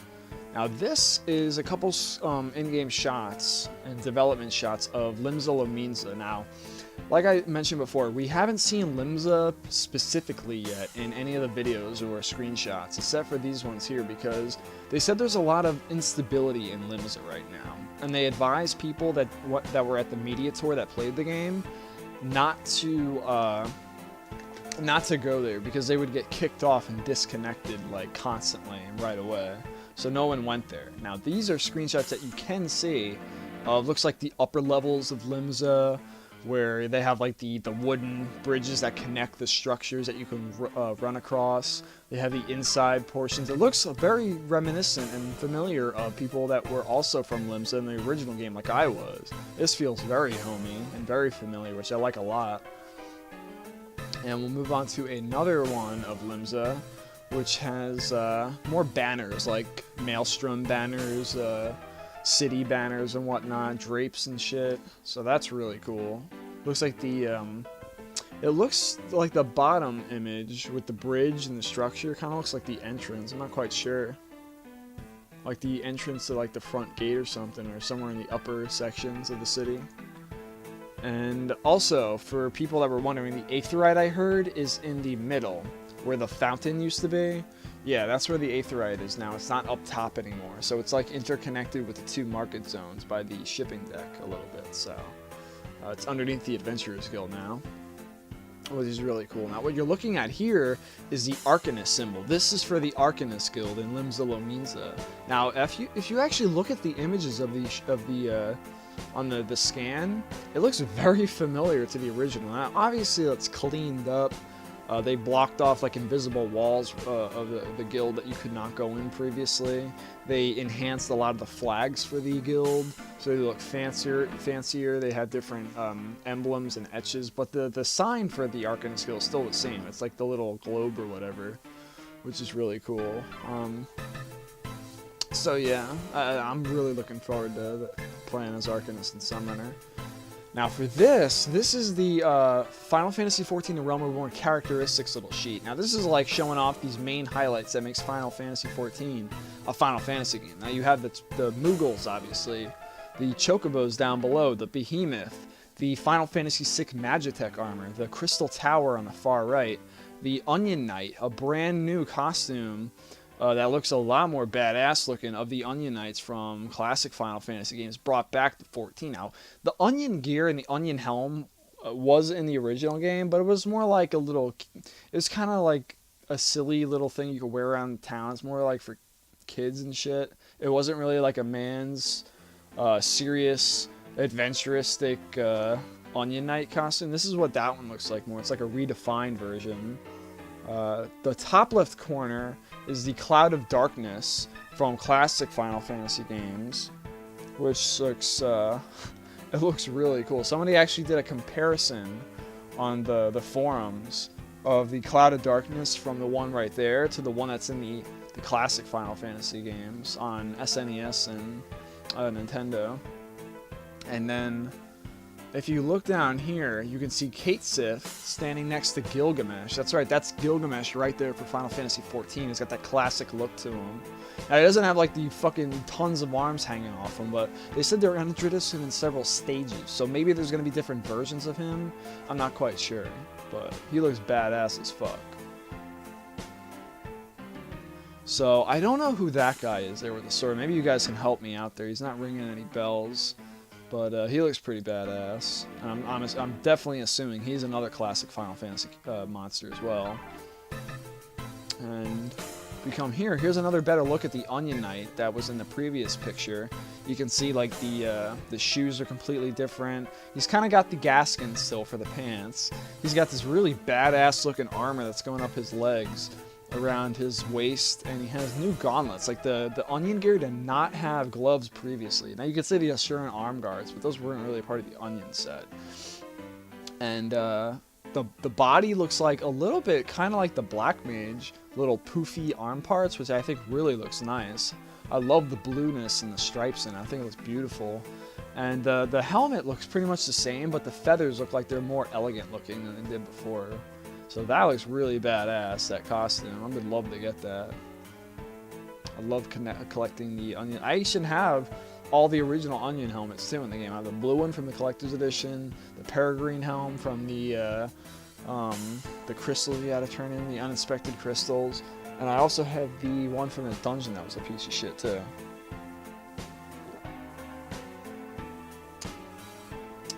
Okay. So this one, I'm not quite sure what this is, okay? So I can't read Japanese and tell what the fuck this says.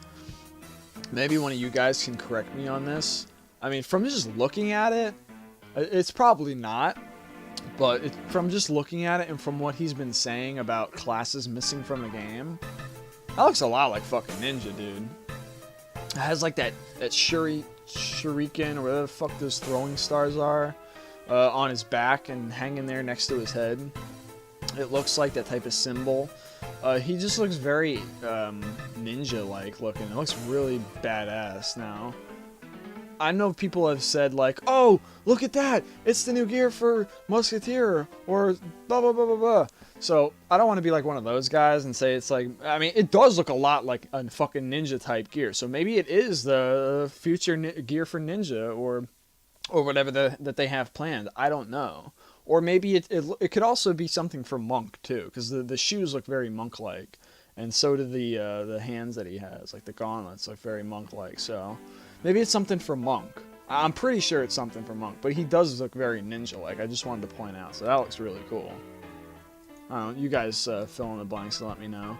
Now this one is an adventurer fighter type. This is just like a custom built piece of gear that anyone can wear. It's not specific for any type of job, I don't specifically think. I mean, it could be for certain ones over others, but this is more like just for people to wear to like role play in, to enjoy looking at while they're in town, and maybe it's even good stat-wise. I don't know, but it looks really awesome. I think it looks great. And here's another one that's sort of similar to the previous one, but instead of for fighters, this one's for sorcerers. So the last one I'm assuming is for Disciples of War, whereas this one's an adventurer's suit for sorcery, as like a black mage or a white mage or a summoner. So that looks absolutely beautiful. I love that fucking green trench coat robe thing. It looks so cool, in the leathery boots and all that stuff. Really freaking fantastic. I would absolutely love to get that. Now here's one is professional heavy. So I'm not quite sure. This is another type set, a gear set. I'm guessing for like a paladin or something, maybe even a warrior, but it looks very paladin-like. So that looks really cool.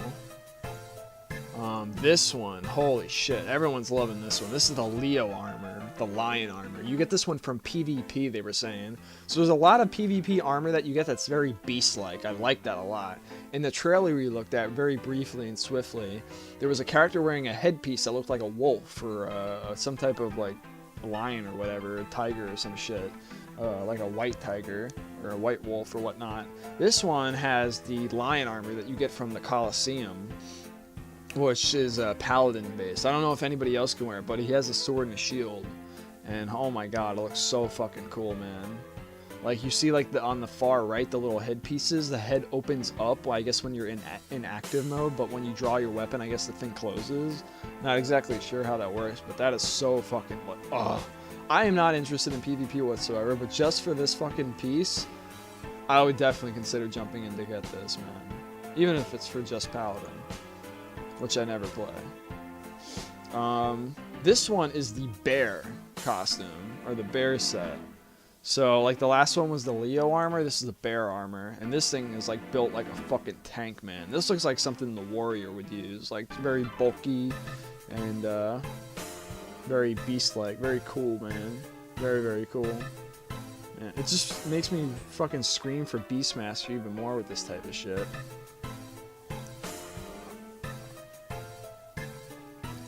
So, this image is a shot of Limsa, I believe. And what he's pointing to is he was trying to describe in the video that all the grand companies joined together to build a coliseum to train their soldiers for battle. So they created this coliseum, and I believe the coliseum is located in Limsa Lominsa. And I think that's actually the coliseum right there.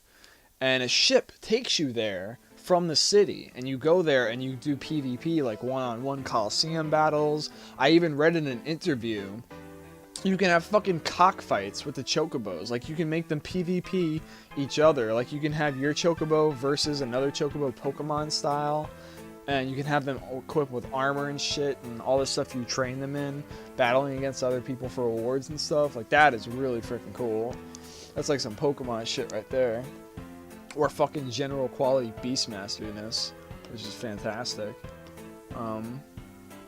I don't know if you control the chocobo or if you just like send it into battle and watch it fight for you to get like commands or something. I'm not quite sure. So, but yeah, that's what that is. That's basically him. He's pointing his finger to, explaining you take the ship there, takes you to the PvP Coliseum, blah blah blah, and that's what that is. And this one, I believe, is PvP related also, he was saying.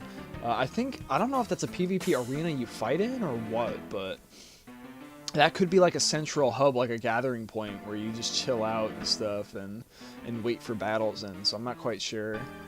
But yeah, really cool stuff. So let's go over to the second part of the live letter from the producer that showed off this bad motherfucker right here, the co-whirl mount. That's right, motherfuckers. We're getting a co-whirl mount. Whether you like it or not, whether you're for more mounts or not, I'm loving this thing. Because this thing looks bad fucking ass, dude.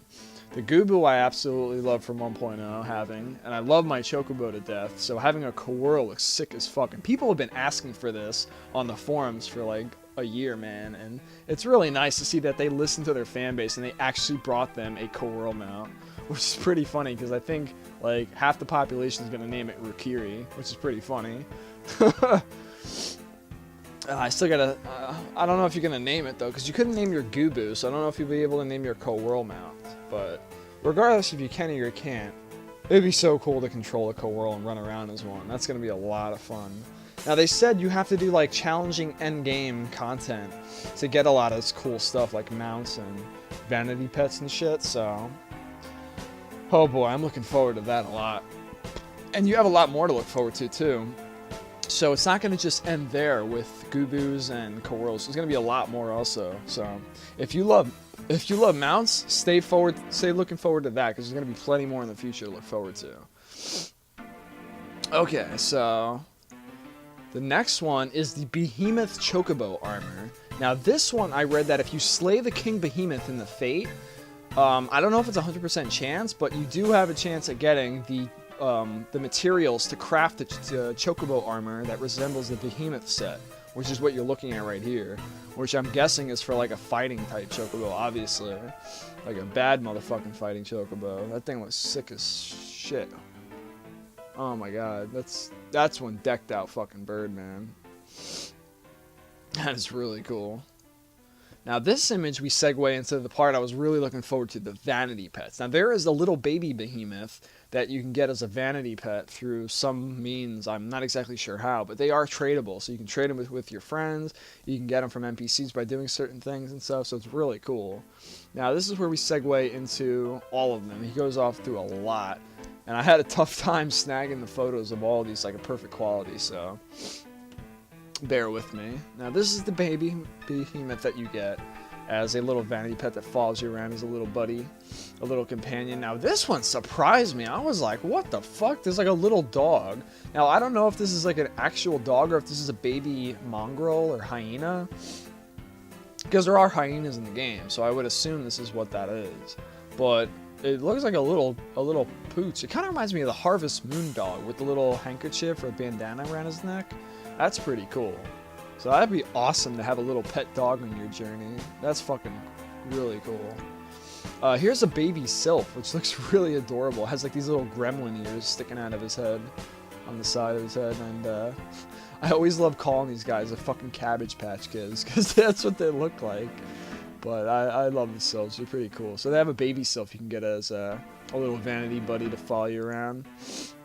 This one is fucking awesome. I love the dodos in 14. So you can get a little baby dodo as a vanity pet also to follow you around in your journeys and keep you company.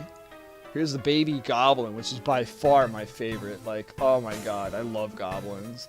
So having a little goblin friend to follow you around is so cool. And this is so funny because if you go back and watch an old fucking video on my channel somewhere called, I think it's titled like The Friendly Goblin or some shit like that. It's in one of my videos where a goblin kind of like bugged out and he started following my friend when we were exploring in Mordana. And we could call him the Friendly Goblin because he would follow my friend and we'd sit around by him and hang out and pose with him. So it's pretty funny that we actually have like a little vanity pet that's a goblin baby that'll follow us as a little companion in our journey, which is so awesome. I love the goblins on the Final Fantasy Online games. Now this one is also my favorite. This one is and the goblin are probably the goblin and the dodo are probably my favorite ones. Like, I love the raptors in 14. I think they're so awesome. And they were in 11 also, which I thought were one of my favorite monsters in the game. And it looks so fucking adorable, the baby raptors. Oh my god. It's like a little chicken. I love it. Or a little turkey. I really want to get one of those. Next, fucking raptor mount. And this one's hilarious. This one's like a piece of tofu or some shit. A freaking demonic piece of tofu with wings. Or whatever the fuck it's supposed to be. I think it's a piece of tofu. I don't know. I think it's a regular block, but it's definitely going to give the Resident Evil tofu guy a run for his money. That's freaking hilarious. Can you imagine just going around like fucking Limsa or Eorzea anywhere, just having this fucking little block with wings following you around, just a little piece of tofu and shit? That's so awesome. I know a lot of people are gonna have that fucking thing. And then here's the Gubu, a little baby Gubu. So you can have an adult Gubu as your mount, and you can have a baby Gubu as your companion, which is pretty neat for fans of Gubus. And the fan favorite from Final Fantasy XI, the Mandragora, makes his Final Fantasy XIV debut. And I don't know if this is necessarily a vanity pet, or if this is just artwork for a monster, a brand new monster in the game, but holy shit, dude, if you can fight these guys and have one as a vanity pet, that would be fucking sick as shit. Because Mandragora is kick-ass. If that's the case, he'd also be one of my favorite vanity pets. Now, you're probably wondering, like, who's this little shit? Well, this is supposed to be the salamander. Now, you know how salamanders are amphibians, they start as these little fuckheads. So that's what he's supposed to be. Now, you're probably saying, well, you could also be a Gigantode. Well, that's true, but the Gigantodes are like reddish hue color, so I think these are safe to say this is the salamander baby vanity pet you can get. Now, I don't know if he'd be squiggling on the floor or floating or what, but or bouncing around or something, but he's pretty cool. And these are the baby Coblins. Oh my god, they look so adorable.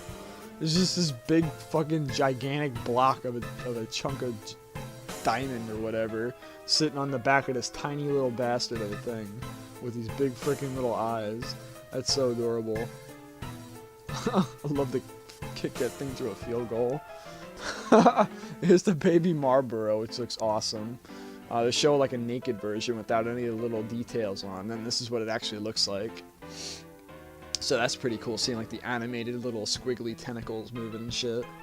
Now this is the little Keycurrent. I love the Keycurrent, Beastman. So it makes me wonder if they're going to have a Cobalt, Exalian, Beastman baby following you around too, which would be really cool. But the Keycurrent one's another one of my favorite. They look so cool. Now something I wanted to point out, if you guys watch this video and come back and watch mine, you'll notice that he folds the paper. Like he's very precautious, and he immediately covers up the other side of the paper. And I don't know what the hell he was trying to hide exactly, but if you go back and watch the video, you notice like he fumbles and tries to like fold it and cover it up. So yeah, you'll notice that when you watch that segment, but it's kind of weird. I wonder what it is, and it's only on this sheet he seems to do it on. So yeah, really cool. Now this one he flashed really, really fast, and I managed to get the best possible pick I could of it. This is the Armin vanity pet, like a little baby Armin. It looks a lot like the Final Fantasy VII one, or like the classic Final Fantasy, like even Final Fantasy IV's Armin. It looks a lot more like. There's the back shot on the left, the front shot of him looking upwards in the middle, and then a side shot on the far right. So you get Armin as a little pet too, which is awesome. Now this one he didn't even show. He just threw it up, and like I just managed to catch it on the film. If you tilt your head sideways, you'll notice the little tail and the blueness. That's a baby imp that you can get as a vanity pet also. Now this one, I have no fucking clue what that is. Like, I don't know. Either the only thing brown in Eorzea are the little moles, the squirrels, and I don't know. I can't really think of it unless it's a brand new monster that's like from old Final Fantasies. Like I don't know what the hell. Maybe you guys can call it out, recognize what it is, but I have no fucking clue. So that's another vanity pet, but maybe if I saw it closer, I could tell what it is. But intriguing. Now this one is interesting. I don't know. This may be not necessarily a pet per se, or maybe it's just like a little magical object that flies around and follows you. It's I mean, you already figured out. It's the classic Final Fantasy airship that they brought as a little vanity item that I guess flies around and follows you or something. I don't know, but that's pretty cool that they have that classic FF approach that they're bringing to this game. Now this one, you're probably wondering, who's that? Master Hand from Smash Brothers? Like, no. That's the, like, you know in classic Final Fantasies how they have the little pointer finger, kind of like this? Well, look at that. That's a vanity item too, like a little pointer finger that follows your character around. That's so fucking cool. That's some retro, old school shit right there. So that's really cool that they have that. Oh man. I didn't even recognize it until somebody pointed it out in the forum, so thanks to that person. Now this shot is of the mammoth. He's another little vanity guy that you actually saw in the live stream that I took a screenshot of here right now. So that's the mammoth right there, who's like an automaton, or automaton, whatever you call them, the puppets. And here's a picture of the bomb from a back view. This is the best shot I can get from the live stream. He's another vanity pet, and here's the baby chocobo with the little eggshell under him. And you already seen him in my previous videos and concept arts. He was the first ever vanity pet shown off. And that's really awesome. This one is not necessarily a vanity pet. I mean, you can see the vanity pet there, but I mostly threw in this shot to show the awesome new monster on the far left. The giant bird dinosaur looking thing is that thing right there from Final Fantasy XI. Those gigantic dodo axe beak looking things that were always roaming around and stuff. Like in the Saramu Champagne and all that stuff, or however the fuck you pronounce that, outside Juno. Yeah, that's what those things are. And yeah, they're all over the place. There's bright freaking blue ones. This one's a darker skin one, like this guy here. So that's awesome how they finally included them in here in the game. And then last but not least on this segment, this is the armory board I talked about way back in the Q&A part, how he said they redid the entire gear slot system and shit and all that stuff. So I really don't know how much to talk about this because it's all in Japanese and you can only see like the side view of it on a little sheet of paper. But I would love to fill you guys in more on this as time goes on. But you can see all the little inventory items sitting in there that you can go through and stuff. And they have like all these charts and arrows and stuff. So we'll get into that when he talks about that more in the future. But that's really, really cool. And I can't wait to see more of that. Alright, so the next part we're going to go into is the screenshot part. So this, we're going to go through all the screenshots of what we can see in the game. Or actually, you know what? Let's start with the let's start with this one. We'll go with this one first and then we'll get to the screenshots. We'll go through the promotional art. Now this one is really, really beautiful and I'll zoom in on it here. It has like all these adventures with their chocobos. You can see a dragoon type chocobo here with that dragoon helmet. You can see the Lominzen Maelstrom chocobo helmet. This is the one I have. Over here, I don't even know what this is. I'm assuming that's an Olden chocobo or something. I don't even know. I've never even seen that before. It's a brand new type of chocobo armor. Over here, you can see the Legacy chocobo, and down here you can see standard rentable chocobos. And a bunch of, you know, white mages, Lalafels, and Mokote and Heroes riding them. Now, one thing that stood out to me that nobody probably really noticed is, you'll notice all the behemoth icons you see all over the place. And the giant behemoth that you see over here, well, that's a giant flag that says Excelsior. It's a free company. This is basically like a little sort of hint to what to expect, I'm assuming. Like, for example, this is the free company, Excelsior, and their icon is the behemoth flag. So you can actually, I'm guessing that, instead of like the shitty emblems that you had for Link Shells in 1.0, you have like more diverse things to choose from. Like you see here on the Chocobo's armor, here's the flag for their free company where you can actually choose emblems of different Final Fantasy monsters. Like here's the behemoth icon here on the Chocobo. If you look on this guy's shoulder here, on his Habergian, you can see the icon again for the free company. There's another one here on her Cuirass, her shoulder pad. There's another one down here, right here on the Chocobo's armor. Again, you can see the behemoth icon and their company flag.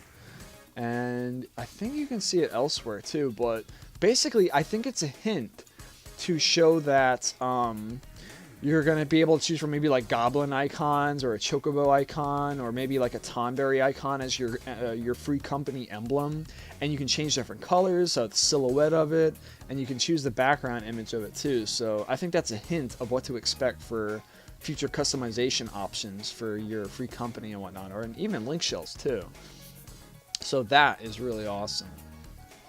Now this next part, we're getting into some of the promotional work for the playable races. Now here's the Hero Midlander for the male and female Midlander Heroes in their starting gear, which looks really awesome. That's actually the race that I play as primarily, the Midlander here right there. And I'm planning on maybe doing a female Midlander too, and along with a Highlander version. So speaking of Highlander, here's the gorgeous female Highlander you can see in her promotional artwork, along with the male Highlander. And if you scroll down, you can see they've got the boots decked out. You got the Huron body garb and gloves, and she looks really cool with the new hairstyle and the face paint. I might really consider rolling as one of those. Those look really cool. Now we go on to the Makotes. These are the Seekers of the Sun. Now they have the classic tail here, but you also notice the male has like a fucking lion type tail to choose from as a customization option. So this guy's rocking out with like the Lion-O look from fucking Thundercats over here, which is really awesome. So there's their race specific gear right there that they got decked out in. And you can see the diversity in the tail options and the hairstyle too. And you'll see it even more so over here with the Seekers of the Moon Makote. You'll notice she has like a bushy type tail, and he has a longer thin tail. So they have a lot of different tail variants you can choose from with these new Makote types, which is really fantastic. And also you'll notice the Makote has a Lalafell female hairstyle now to choose from in the new game, and she looks really good with that. I know there are a lot of people that are going to choose that now.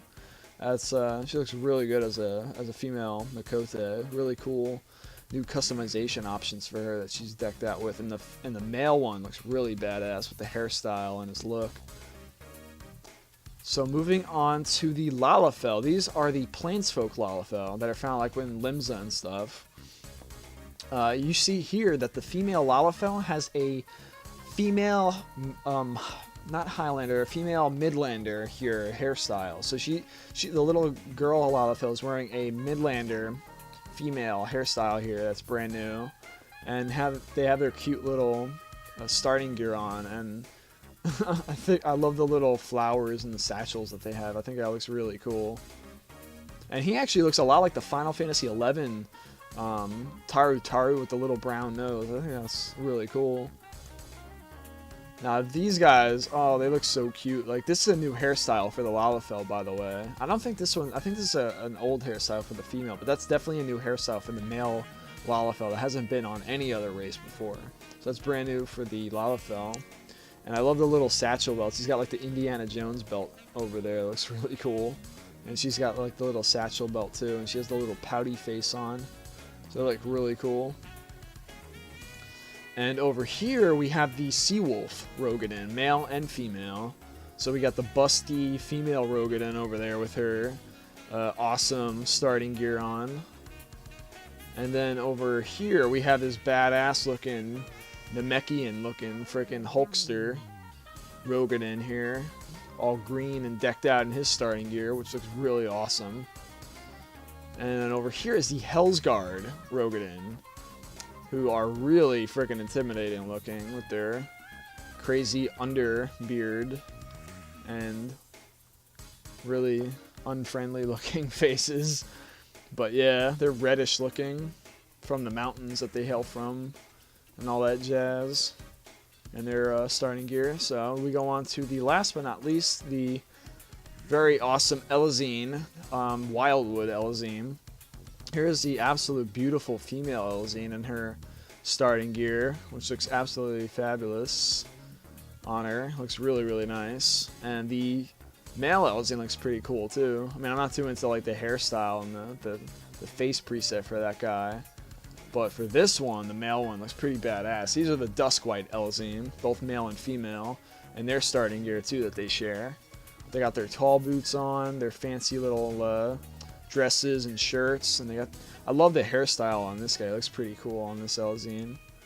So that wraps up that section. Now we're going to jump over to the screenshots of the Lalafell and ul'dah Now this is going towards the, if you look back here, he's going towards, I think he's going, I can't really, I think that he's going towards the gold court in the center of ul'dah. It looks kind of different, so I can't really tell, but you can see a weaver over there, a crafter of some sort. He's walking past, and he's a conjurer wearing his starting gear over nya. Here's the female Highlander here that's in the main street of ul'dah, looking upwards as a gladiator. And you can see the Olden flag over there. And here's a chocobo that a Lalafel's jumping down in Thanalan off a high cliff. And you can see some Spriggan down below, just chilling out in the riverbed. And here's the Silda excavation site. You can see down there that they're jumping down to. Now here is a female Elzine posing in the Black Shroud. You have a male Elzine chilling out at one of the, I think it's Camp Bent Branch or something. Here is a brand new hairstyle for the female Lalafell. She's waving her hands in the Leonesaurus region. So yeah, she's in her starting gear with a new, dazzling, interesting looking hairstyle for the female Lalafell. And you can see one of the Knights of the Barracuda in the background over there wearing the yellow shirt.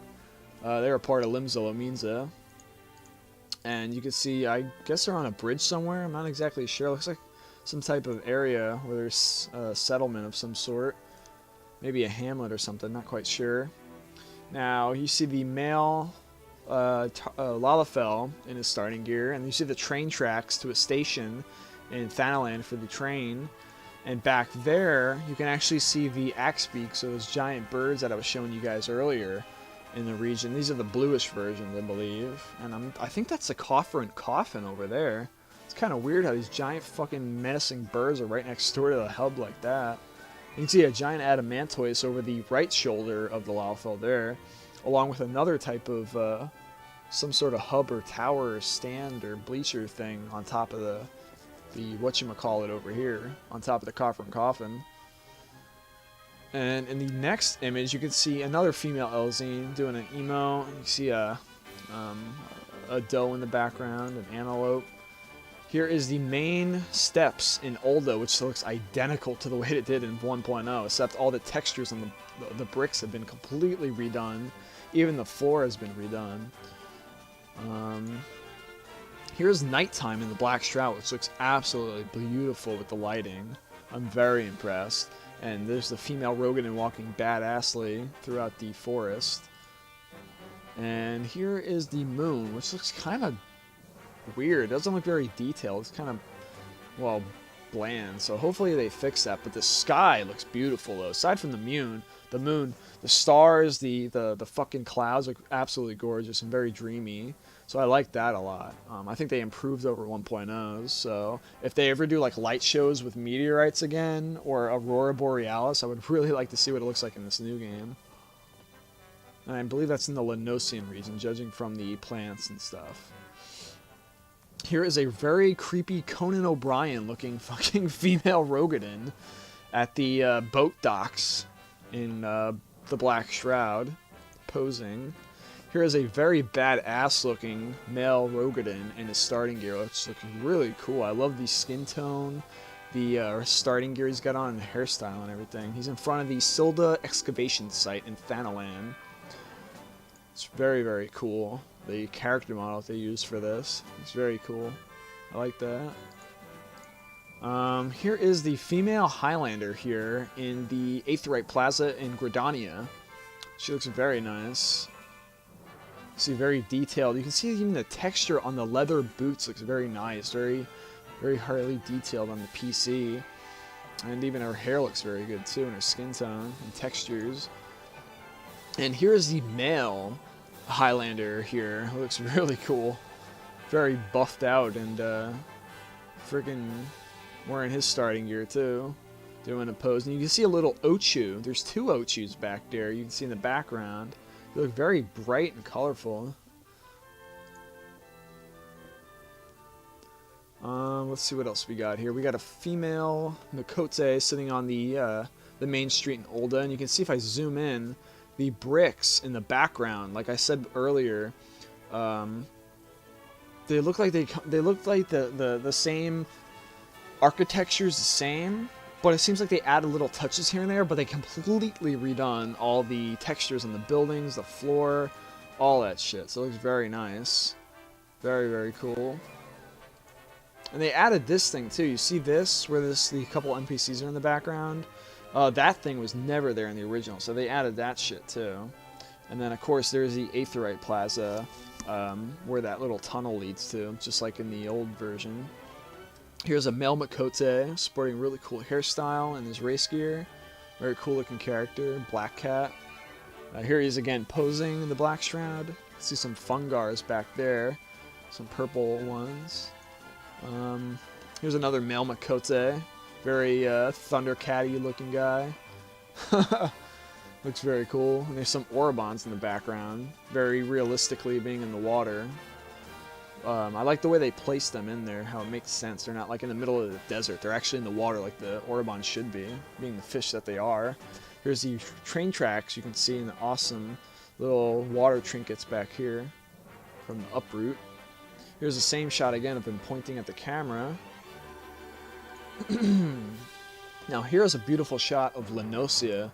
You can see some little mandragoras sprouted around in the scene. There's 3 over here behind the rock. There's 2 in front of the Gubu. The Gubu himself is right there, obviously. There's a dodo on the far left next to the tree. And yeah, this kind of reminds me of something out of Final Fantasy XI. It looks very nice, very homey. I like that a lot. And here is the beautiful water, and you can even see the bottom of the water of the ocean floor in Leonesaurus. And one of the, I think this is the Morbi dry docks that they're in right now, that they were showing in the video. Now, one of the interviewers said that none of the trailers or screenshots ever showed off how beautiful the water really does look while you're playing the game. So this screenshot, they said, doesn't do it justice, but they said the water, I've heard this from multiple people that attended the event, by the way, that played the game at the media tour. They all say that the water looks really fucking good. Much, much better than the first game. And on top of that, they said you can see through the water now, so it's not that murky fake shit. You can actually see the bottom of the ocean floor and the textures and stuff, like you can kind of see right here. So that's really, really cool. That's very nice for people like me that are from Limsa. Speaking of Limsa, you can see it off in the background there as this person's walking across in one of the Morbi dry dock sections, I believe this is, or one of the town hubs outside of the city. Now here is a Midlander here, Lancer, that has Darklight gauntlets, and I believe he has Darklight solarates or some sort of black solarates on. But he's jumping off a cliff into like a farmland, sort of like some of the ones you saw in the previous game, but this is like crops and stuff they're growing, different vegetables. Probably have to defend it from certain bandits and animals that are trying to eat it in fate events, which is really cool for starting players, I would guess. Quest hubs are probably here too. All sorts of NPCs to talk to and interact with, all sorts of monsters to fight. Really beautiful layout, very homey, very memorable. And you see the Midlander here in her starting gear giving a thumbs up pose. And I believe this is the Morbi dry docks again. You can see a really cool trees. I'm not sure what this guy is over here in front of the door, but the guy back there is a Maelstrom officer. And yeah, you can see like some stuff up there, sort of. More places you can walk around. It kind of looks like Juno a little bit, sort of, kind of, a little bit. And here's the Midlander male here out in Thanalan across this long train tracks that sprouts into this tunnel cave that probably leads towards the city of ul'dah, probably connects into it. And here's a different perspective. Remember we were looking at this from before, the coffer and coffin and those bleachers up top? Well, this is another perspective that you were looking at, that Lalafell picture. And you can see some ants over there and the Adamantoids. So the Adamantoids are also in Thanalan, and they're in the Black Shroud. So I don't know if those are only placeholders for the beta, or if they're actually going to be in there, but it's just worth mentioning. Here's this adorable little Lalafell posing in ul'dah with a little smile on, and her little flowers, and it looks very cute. And there's ul'dah back there. It looks almost practically unchanged with the exception of the markets section transformed into a Grand Company hallway that's now outside. You don't have to zone into the Grand Company anymore. It's now outside, just like in Gridania. And you can just go up and talk to the Grand Company people outside now, which is really neat. Now over here, you see the male Lalafell posing with his brand new hairstyle that I believe someone commented on a previous video has been borrowed from the male Elazine. So he has a male Elazine hairstyle now that is brand new for the Lalafells. And he's in one of the settlements in the Black Shroud area, which absolutely looks beautiful with the fall-looking season they got going back there with the trees. And over here, we have a female Rogadin in ul'dah with her busty tits. This looks absolutely awesome. Underneath some little towels or tarps or whatever you want to call those things in the market section. Here's a male Rogadin in starting gear who looks really cool in green in Limsa, or not Limsa, one of the settlements in Noscea. I believe it's the Morbi Dry Docks again, I'm not quite sure. But it looks very, very awesome. I love the design, the architecture of all the buildings, the details in this cobblestone and cement and brick and all that shit. It looks really nice. And you can see some bricks back there, some trees, some NPCs talking. It kind of reminds me of Bastok a little bit too. Kind of like, I don't know, it's like a Bastok by the ocean type feel. I really like that. And this is the female Miqo'te wearing her starting gear. See some NPCs back there training, some sitting around. You actually see the same exact NPCs in the video for Tour of Eorzea. With, you can't really see them, but it's behind her arm. The hero that's doing the push-ups in the video, the guys that are sitting by the campfire, all that stuff. So this is just a screenshot from there. Here is the bushy-tailed, that's right, bushy-tailed male Miqo'te that's in ul'dah. And actually, if you remember this is the front gate of ul'dah. That's where the repair NPC used to be, to the left where that NPC is, and to that big Rogadin in the hobby to the right, that's where the main gate is. And the main gate is now open, so you can go in and out of the main gate of ul'dah right there, right next to the Chocobo stable, which is still there also. And here's the new sit animation for the male Miqo'te crouching down, which looks really awesome. So that's actually how I sit too when well, not exactly, but I squat down like that when I sit, so it's kind of cool how they have that too. Here's the male Miqo'te again with a new hairstyle in the Leonesaurus region, so you can see some, I'm not sure what the hell these things are, sticking out of the ground, but you can see the trees, a little tent back there, some buildings, NPCs talking. This looks maybe like a lighthouse or some shit right here. Here's a male Miqo'te again, which this thing, you notice a sign back here has a money bag, and there's another money bag sign here, so maybe this is an auction house, or maybe this is a market district. So they're very easily identifiable, so you can immediately, without even playing the game, tell what this is supposed to be. So they changed that from the original where people couldn't tell where the hell market stalls were and all that stuff, so that's really cool. And this is in, I believe this is either in Leonesaurus somewhere, one of the settlements, or maybe this is Limsa Lominsa. It looks like Limsa, I'd imagine. So I don't know. And last for these screenshots is the male Rogadin in the Paladin with the Katana and Holy Shield out front in ul'dah in the Thanalan region. You can see ul'dah back there with some new trees in the encampment that they added. And the sky's looking as fantastic as ever. And, okay, so we finished the concept art, we finished the screenshots, we went through the stuff on the developers blog, or not the developers blog, the live letter from the producers here and here.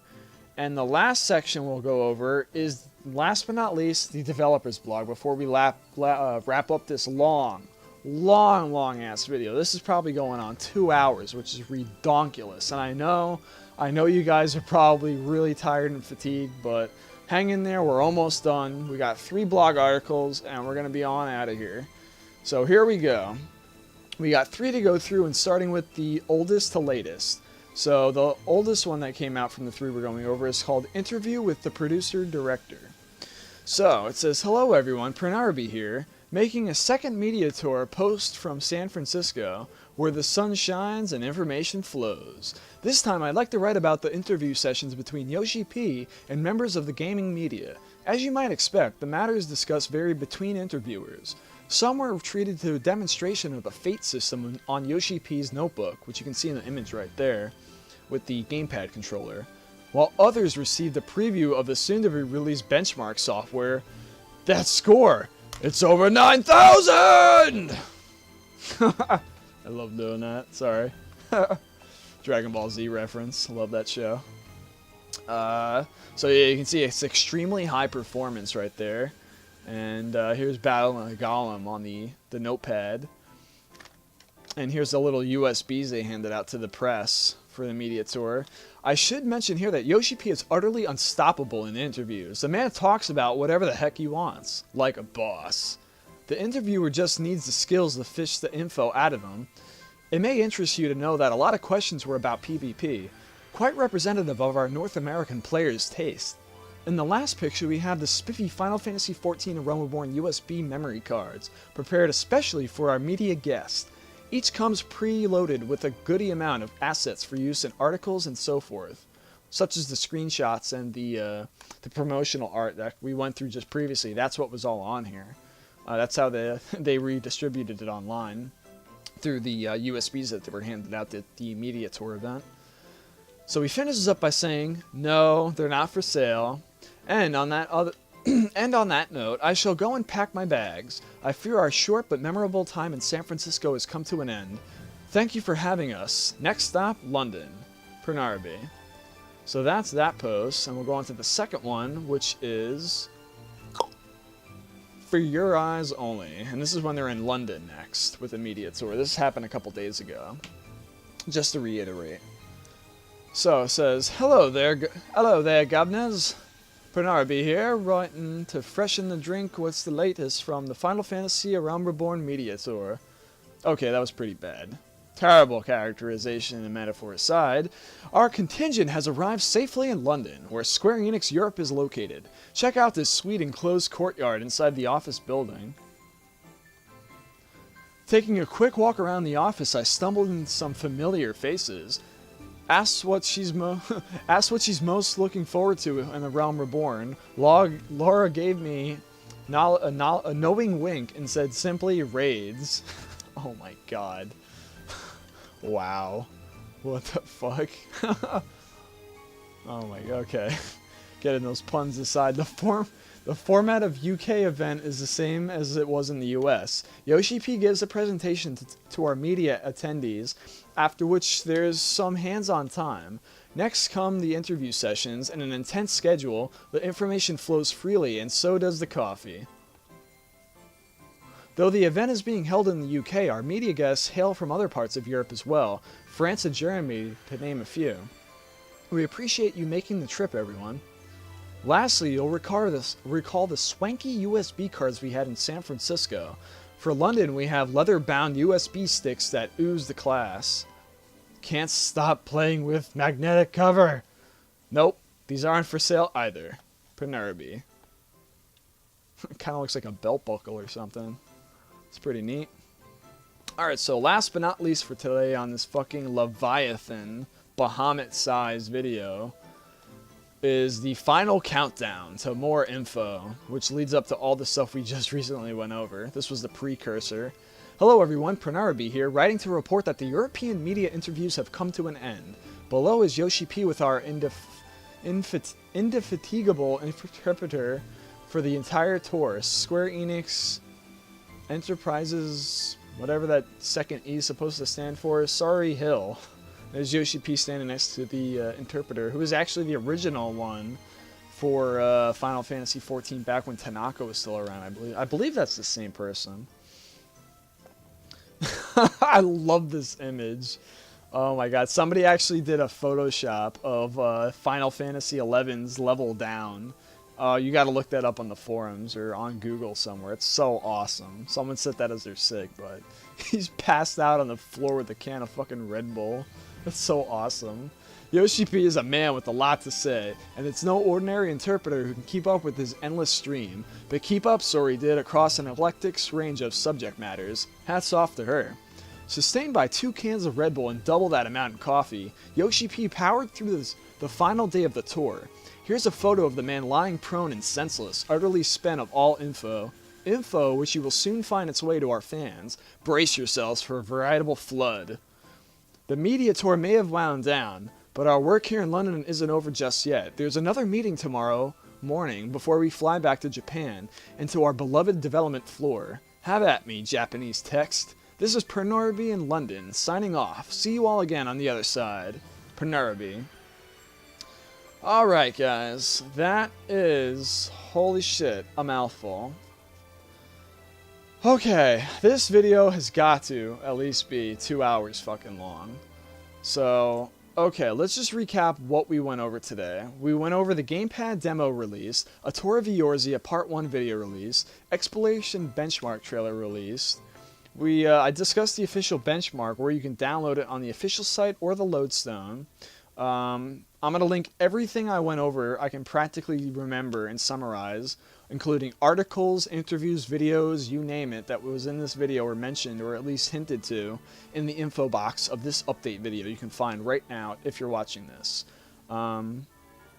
So yeah, if you have not applied to beta, you can still apply for the beta test application site, which is still open for entries for phase 2, 3, and 4. So if you haven't yet and you want to play on PS3 or PC, get on over there and sign up, make sure email and everything's up to date, and get on in there and create a Square-Enix account if you haven't one already, if you haven't played the game before, and start up.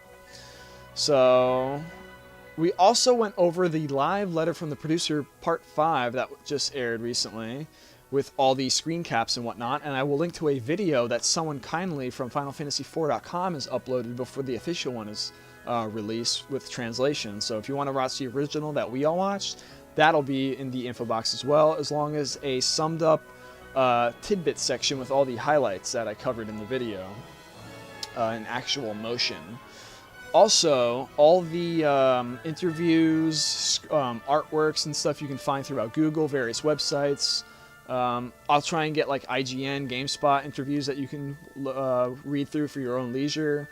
What was the other one?